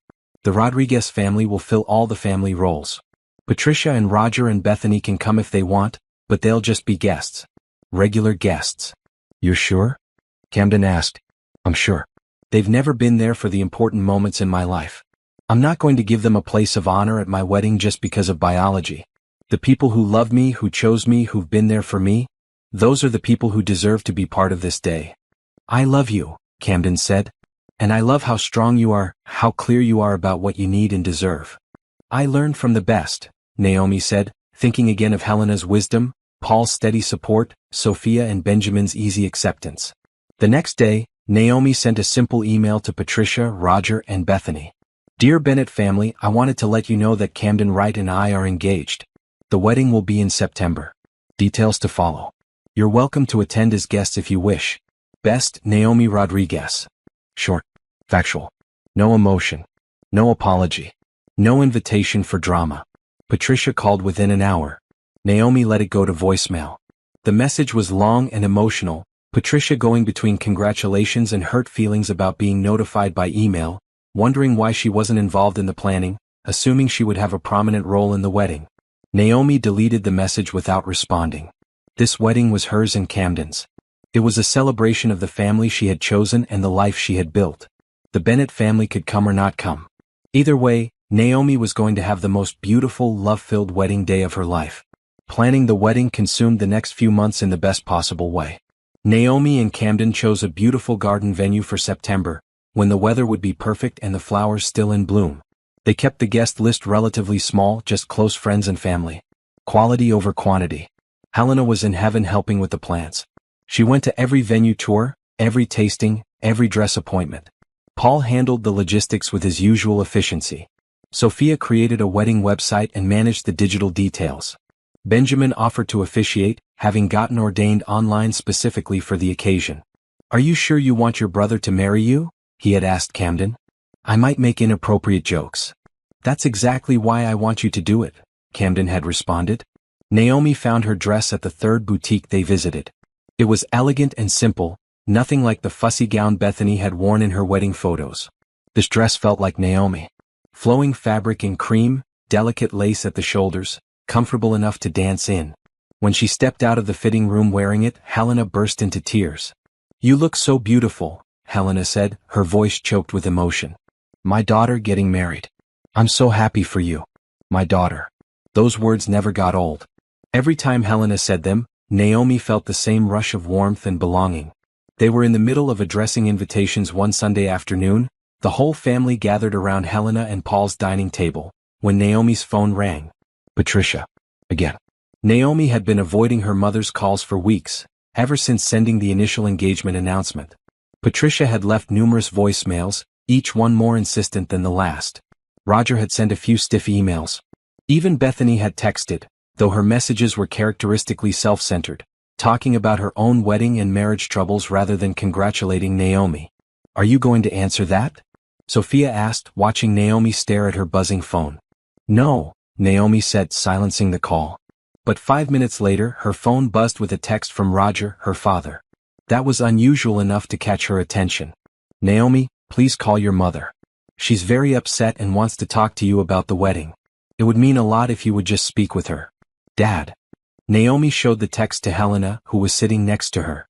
"What do you want to do?" Helena asked. "I guess I should call her back," Naomi said reluctantly. "Otherwise this is just going to keep escalating." She stepped out onto the back porch for privacy and dialed Patricia's number. Her mother answered on the first ring. "Naomi, finally. I've been trying to reach you for weeks." "I've been busy with wedding planning," Naomi said, keeping her voice neutral. "Yes, about that. I've been thinking and I really feel like we need to talk about this wedding. I'm your mother. I should be involved in the planning. I should have a say in the decisions." "The wedding is already planned, Mom. We've booked everything." "Without even consulting me?" "Naomi, that's hurtful. I'm your mother. Don't I deserve to be part of this?" "I have a mother who's been part of every single decision," Naomi said. "Helena has been with me for every venue tour, every dress fitting, every planning session. She's the mother who's actually been there for me." "I've tried to be there for you," Patricia said, her voice rising. "But you've shut me out. You've replaced us with this Rodriguez family and now you're punishing us." "I'm not punishing anyone. I'm just living my life with people who actually love me and treat me well." "We love you," Patricia said, but even she didn't sound convinced. "Do you?" Naomi asked. "Because loving someone means showing up for them. It means remembering their birthday. It means asking about their life. It means not telling them to stay away from Thanksgiving because your other daughter doesn't want them there. You've never done any of those things for me." Patricia was quiet for a moment. "Things haven't been great with Bethany and Trevor," she finally said. "Bethany has been struggling. She's mentioned several times that she wishes things were different with you too. That maybe if you had been at the wedding, if you were still close, she'd have more support." There it was. The real reason for all these calls. Not because Patricia genuinely wanted to be part of Naomi's wedding, but because Bethany was struggling and Patricia thought Naomi could fix it. "I'm sorry Bethany is having a hard time," Naomi said carefully. "But I'm not responsible for her happiness or her marriage. And I'm not going to put myself back into a dynamic where I'm always the one who has to sacrifice and accommodate." "She's your sister," Patricia said, as if that settled everything. "She's never acted like my sister. Look, Mom, I sent you an invitation to the wedding. You, Dad, and Bethany are welcome to come as guests if you choose to. But you won't have special roles. You won't be walking me down the aisle or giving speeches or being included in the wedding party. Those honors go to the people who have actually been there for me." "You're letting that woman walk you down the aisle?" Patricia's voice was sharp with hurt and anger. "Some stranger instead of your own father?" "Helena isn't a stranger. She's been more of a mother to me in 18 months than you've been in 28 years. And yes, she's walking me down the aisle. Because she's earned that honor. Your father will be devastated. Roger has never fought for me, never stood up for me, never once put me first. He's had my whole life to be a real father and he chose not to. It's too late now." Patricia made a sound somewhere between a sob and a gasp. "I don't understand how you can be so cruel. We're your family. No, you're people I'm related to. There's a difference. Family is the people who show up for you. Family is the people who celebrate your successes without jealousy. Family is the people who love you unconditionally. The Rodriguez family is my family. You're welcome to attend the wedding and watch me marry the man I love, surrounded by people who actually care about me. Or you can choose not to come. Either way, I'm going to have a beautiful day." "If that's how you feel," Patricia said, her voice icy now, "then maybe we won't come at all. Maybe you'll regret this someday when you realize what you've thrown away." "I haven't thrown anything away," Naomi said quietly. "You did. Years ago. I'm just finally accepting it." She ended the call and stood on the porch for a long moment, her hands shaking. But she didn't feel guilty. She felt strong. She had set her boundaries clearly. She had chosen herself and her happiness. Whatever Patricia decided to do with that information was Patricia's choice, not Naomi's responsibility. When she went back inside, everyone looked up with concern. "You okay?" Camden asked immediately. "I'm good," Naomi said. "Really good, actually." She told them about the conversation, about Patricia's assumption that she should have a prominent role in the wedding, about the manipulation around Bethany's struggling marriage. "She really tried to guilt-trip you through your sister?" Sophia said, indignant. "That's low." "It's classic Patricia," Naomi said. "Everything always comes back to what Bethany needs." "What do you want to do?" Paul asked. "Do you still want to send them an invitation?" "Yes," Naomi said. "I'll send the formal invitation when we send everyone else's. They can make their own choice about whether to attend. But I'm not going to let their drama steal my joy. This wedding is going to be perfect with or without them." Helena stood and pulled Naomi into a hug. "That's my girl. Strong and clear and refusing to accept less than you deserve." Over the next few weeks, Naomi threw herself into the final wedding preparations. The invitations went out, including one to Roger, Patricia, and Bethany. It was a beautiful invitation, cream cardstock with elegant green lettering. "Mr. and Mrs. Paul Rodriguez request the honor of your presence at the marriage of their daughter Naomi Rodriguez to Camden Wright." Their daughter. It was right there in black and white. Naomi Rodriguez, daughter of Paul and Helena Rodriguez. The Bennett family wasn't mentioned anywhere on the invitation. Naomi heard nothing from her biological family for 2 weeks after the invitations went out. Then one evening in late July she received an email from Roger. "Dear Naomi, your mother and I have discussed it, and we will be attending your wedding. Bethany would also like to come. We want to support you, even if we don't understand or agree with all your choices. We hope this can be a fresh start for our family. Love, Dad." Naomi read the email 3 times, looking for sincerity and finding only obligation. They were coming, but not because they were happy for her. They were coming because not coming would look bad. They were coming with judgment and disapproval, hoping to somehow reclaim their position in her life. She showed the email to Camden. "How do you feel about this?" he asked. "Honestly? Nothing. I don't feel happy they're coming. I don't feel upset they're coming. They're just going to be guests at our wedding like anyone else. They don't get to have power over my emotions anymore." "That's growth," Camden said, kissing her forehead. The weeks flew by. Dress fittings, rehearsal, dinner planning, finalizing the ceremony details. Benjamin worked on his officiant remarks, promising they would be heartfelt but also funny. Sophia found the perfect dress for her maid of honor role, a flowing burgundy gown. Helena and Paul handled logistics with practiced efficiency. And through it all, Naomi felt nothing but happiness. No anxiety about her biological family attending. No guilt about excluding them from special roles. No fear that they would somehow ruin her day. She had grown past all of that. 1 week before the wedding, at the final Sunday dinner before everything got chaotic, Helena raised her glass. "I want to make a toast," she said. "To Naomi, my beautiful daughter.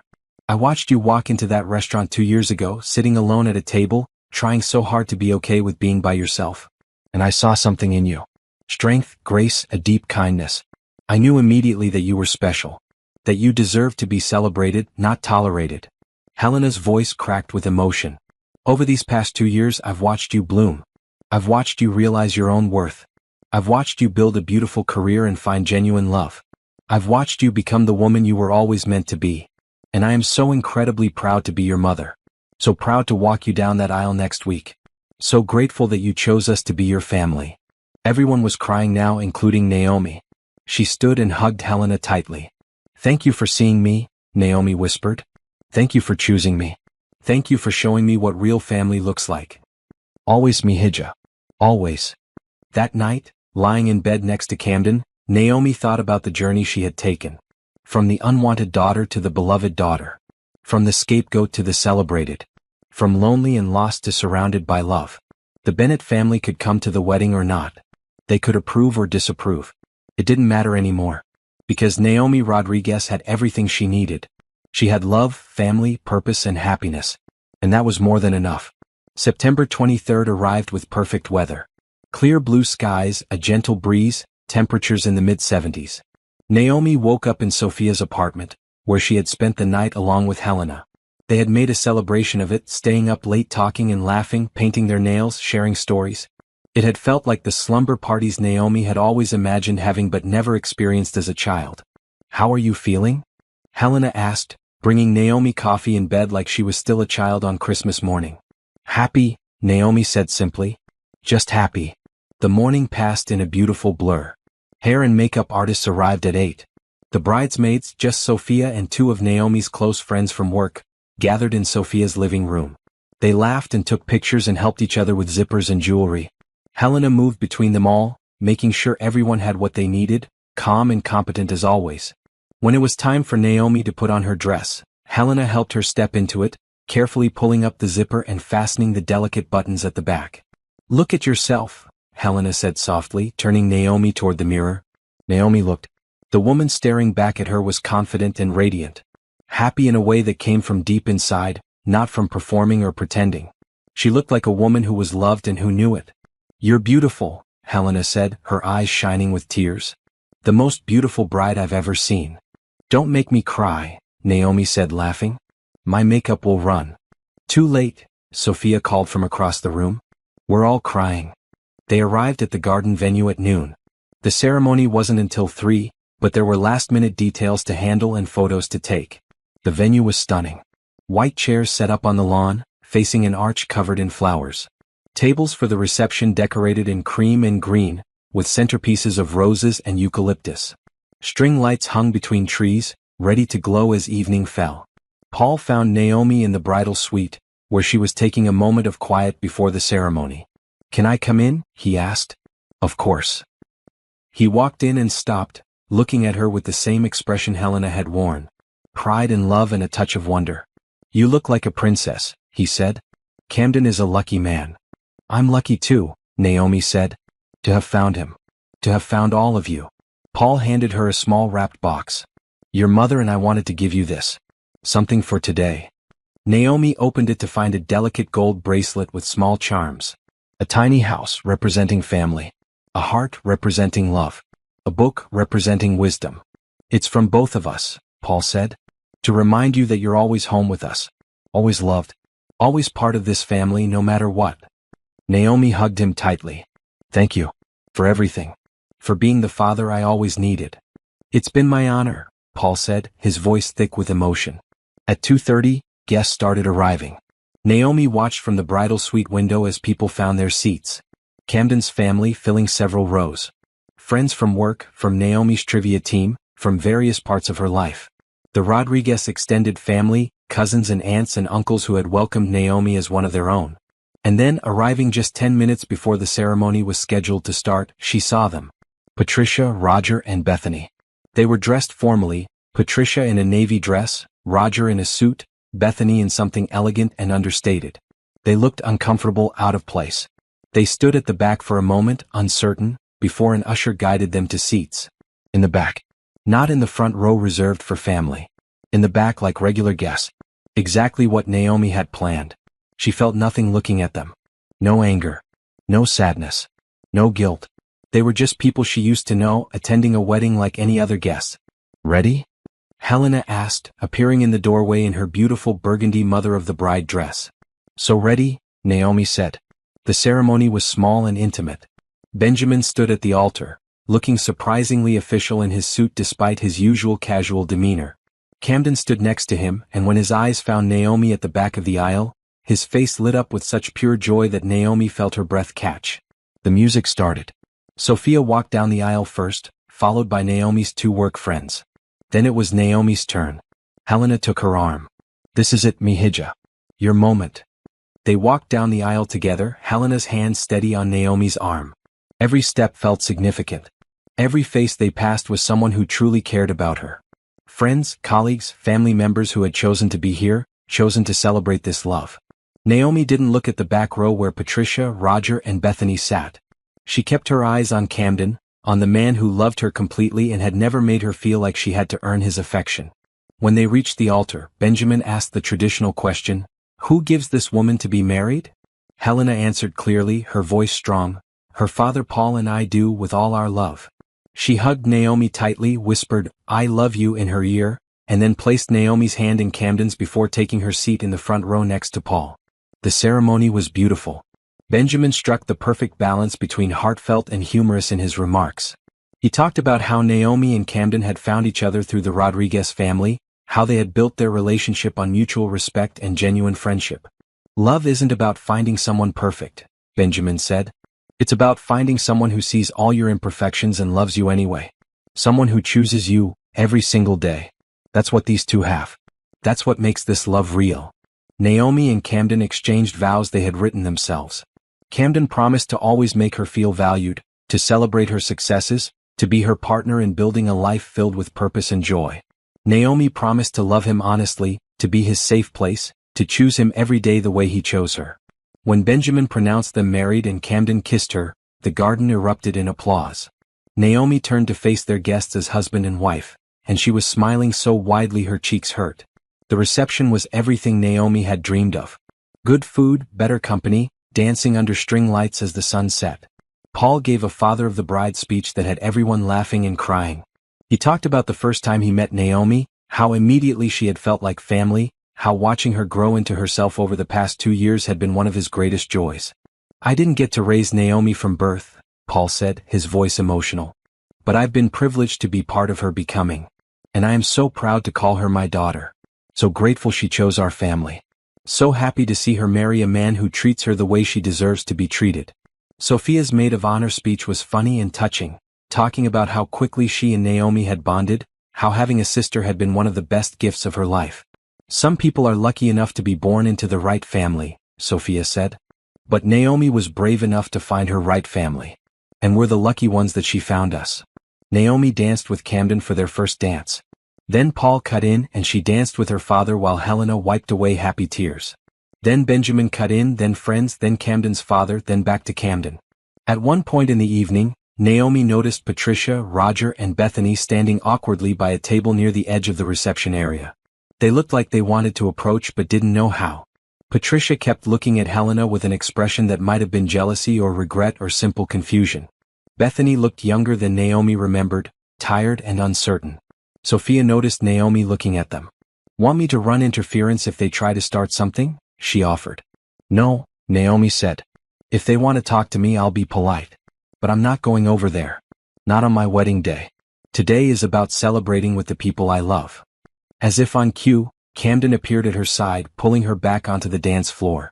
They were surrounded immediately by the Rodriguez family and their friends, everyone dancing and laughing together. Late in the reception, after the cake had been cut and most of the formal events had concluded, Patricia finally approached. She looked smaller somehow, less formidable than Naomi remembered. "Naomi, can we talk for a minute?" she asked quietly.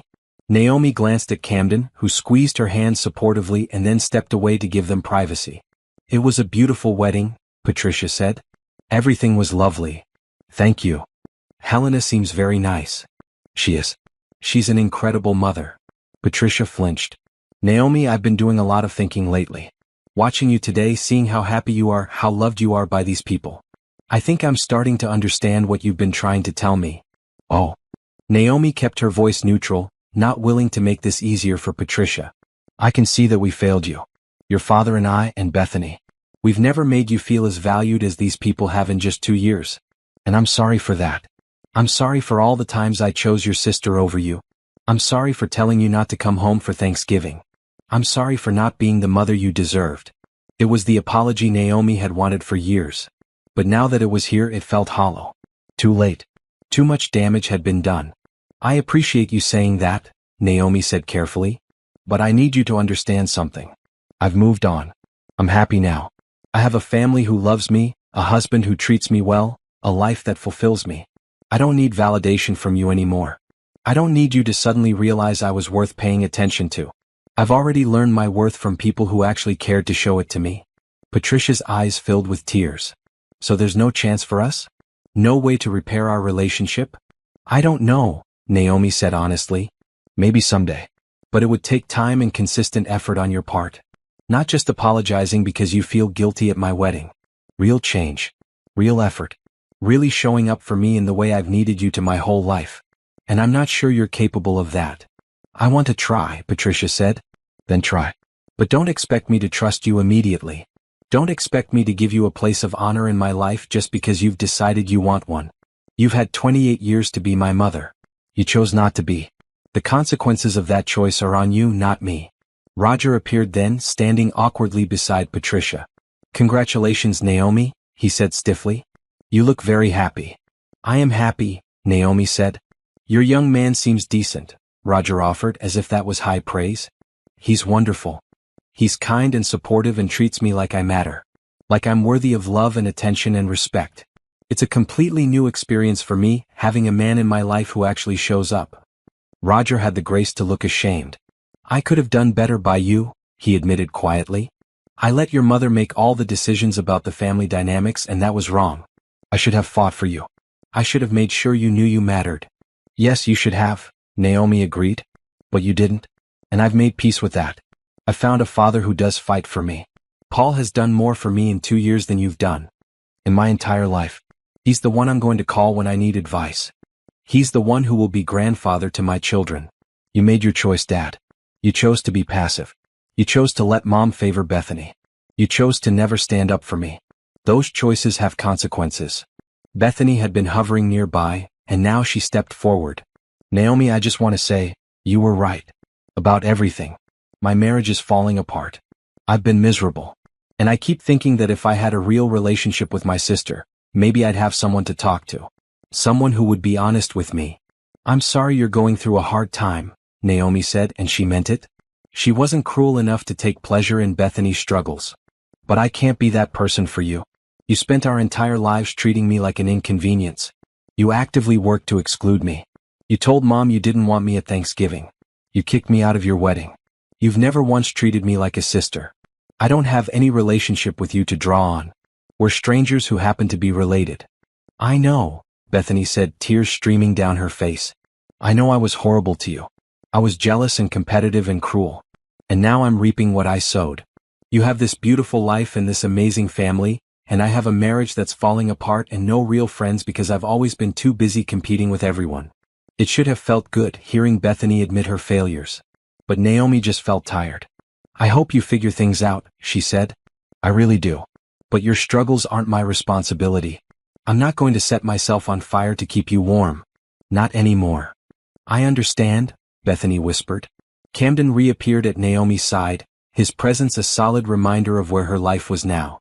Everything okay here? He asked. Everything's fine, Naomi said, leaning into him. Patricia, Roger, Bethany, thank you for coming. It meant something that you were here. But I need to get back to my wedding now. Back to the people who are actually celebrating with me. She turned and walked away with Camden, leaving her biological family standing there. She didn't look back. She had spent too many years looking back, hoping they would finally see her, finally choose her, finally love her the way she deserved. Instead, she looked ahead at the dance floor where the Rodriguez family was waiting. Helena and Paul dancing together, Sophia laughing with Benjamin, friends and chosen family all celebrating together. This was her tribe. These were her people. This was where she belonged. You okay? Camden asked as they walked. I'm perfect, Naomi said. I just told my biological family the truth. Set my boundaries. And now I'm going to dance with my real family and enjoy my wedding. That's my girl, Camden said, kissing her temple. They rejoined the celebration, and Naomi lost herself in the joy of it. She danced with Helena, who held her tight and whispered how proud she was. She danced with Paul, who called her his daughter and meant it. She danced with Sophia and Benjamin, her siblings in every way that mattered. She danced with Camden, her husband, the man who had shown her what healthy love looked like. Later in the evening, Naomi noticed that Patricia, Roger, and Bethany had left. They hadn't said goodbye, just slipped away at some point. She felt nothing about their departure. No guilt. No sadness. No relief. Just nothing. They were part of her past and she had made peace with that. As the night wound down and guests started leaving, the Rodriguez family stayed close. They helped with final details, made sure everything was packed up properly, took care of logistics so Naomi and Camden could just enjoy their last moments as newlyweds at the venue. Thank you, Naomi said to Helena as they stood together watching the venue staff clean up. For everything. For inviting me to your table that Thanksgiving. For choosing me. For loving me. For being my mom. None of this would exist without you. Helena cupped Naomi's face in her hands. You saved us too, Mihija. You brought so much love and light into our family. We're the lucky ones. We got to be part of your story. We got to watch you bloom. We got to be your family. That's the greatest gift we could ever receive. As Naomi and Camden finally left for their honeymoon, driving away under a sky full of stars, Naomi felt completely at peace. She thought about that Thanksgiving dinner 2 years ago, sitting alone in a restaurant, heartbroken and lost. She thought about the kind woman who had invited her to join her family's table. She thought about every Sunday dinner, every coffee date, every moment of chosen love that had led her here. She was Naomi Rodriguez now. Beloved daughter. Cherished sister. Treasured wife. Member of a family that had chosen her, fought for her, celebrated her. She had everything she had ever wanted, not because her biological family had finally recognized her worth, but because she had been brave enough to accept love from people who actually offered it. Sometimes families were born. Sometimes they were chosen. Naomi had been fortunate enough to find a family that chose her, legally and permanently and without reservation. And that made all the difference. She looked at Camden driving beside her, then at the text messages already coming through from Sophia and Benjamin and Helena and Paul. Her family. Her real, true chosen family. And she smiled, knowing that her happily ever after wasn't just beginning. It had started 2 years ago in a restaurant on Thanksgiving, when a stranger had seen her sitting alone and decided she deserved better. She had deserved better. And now she had it.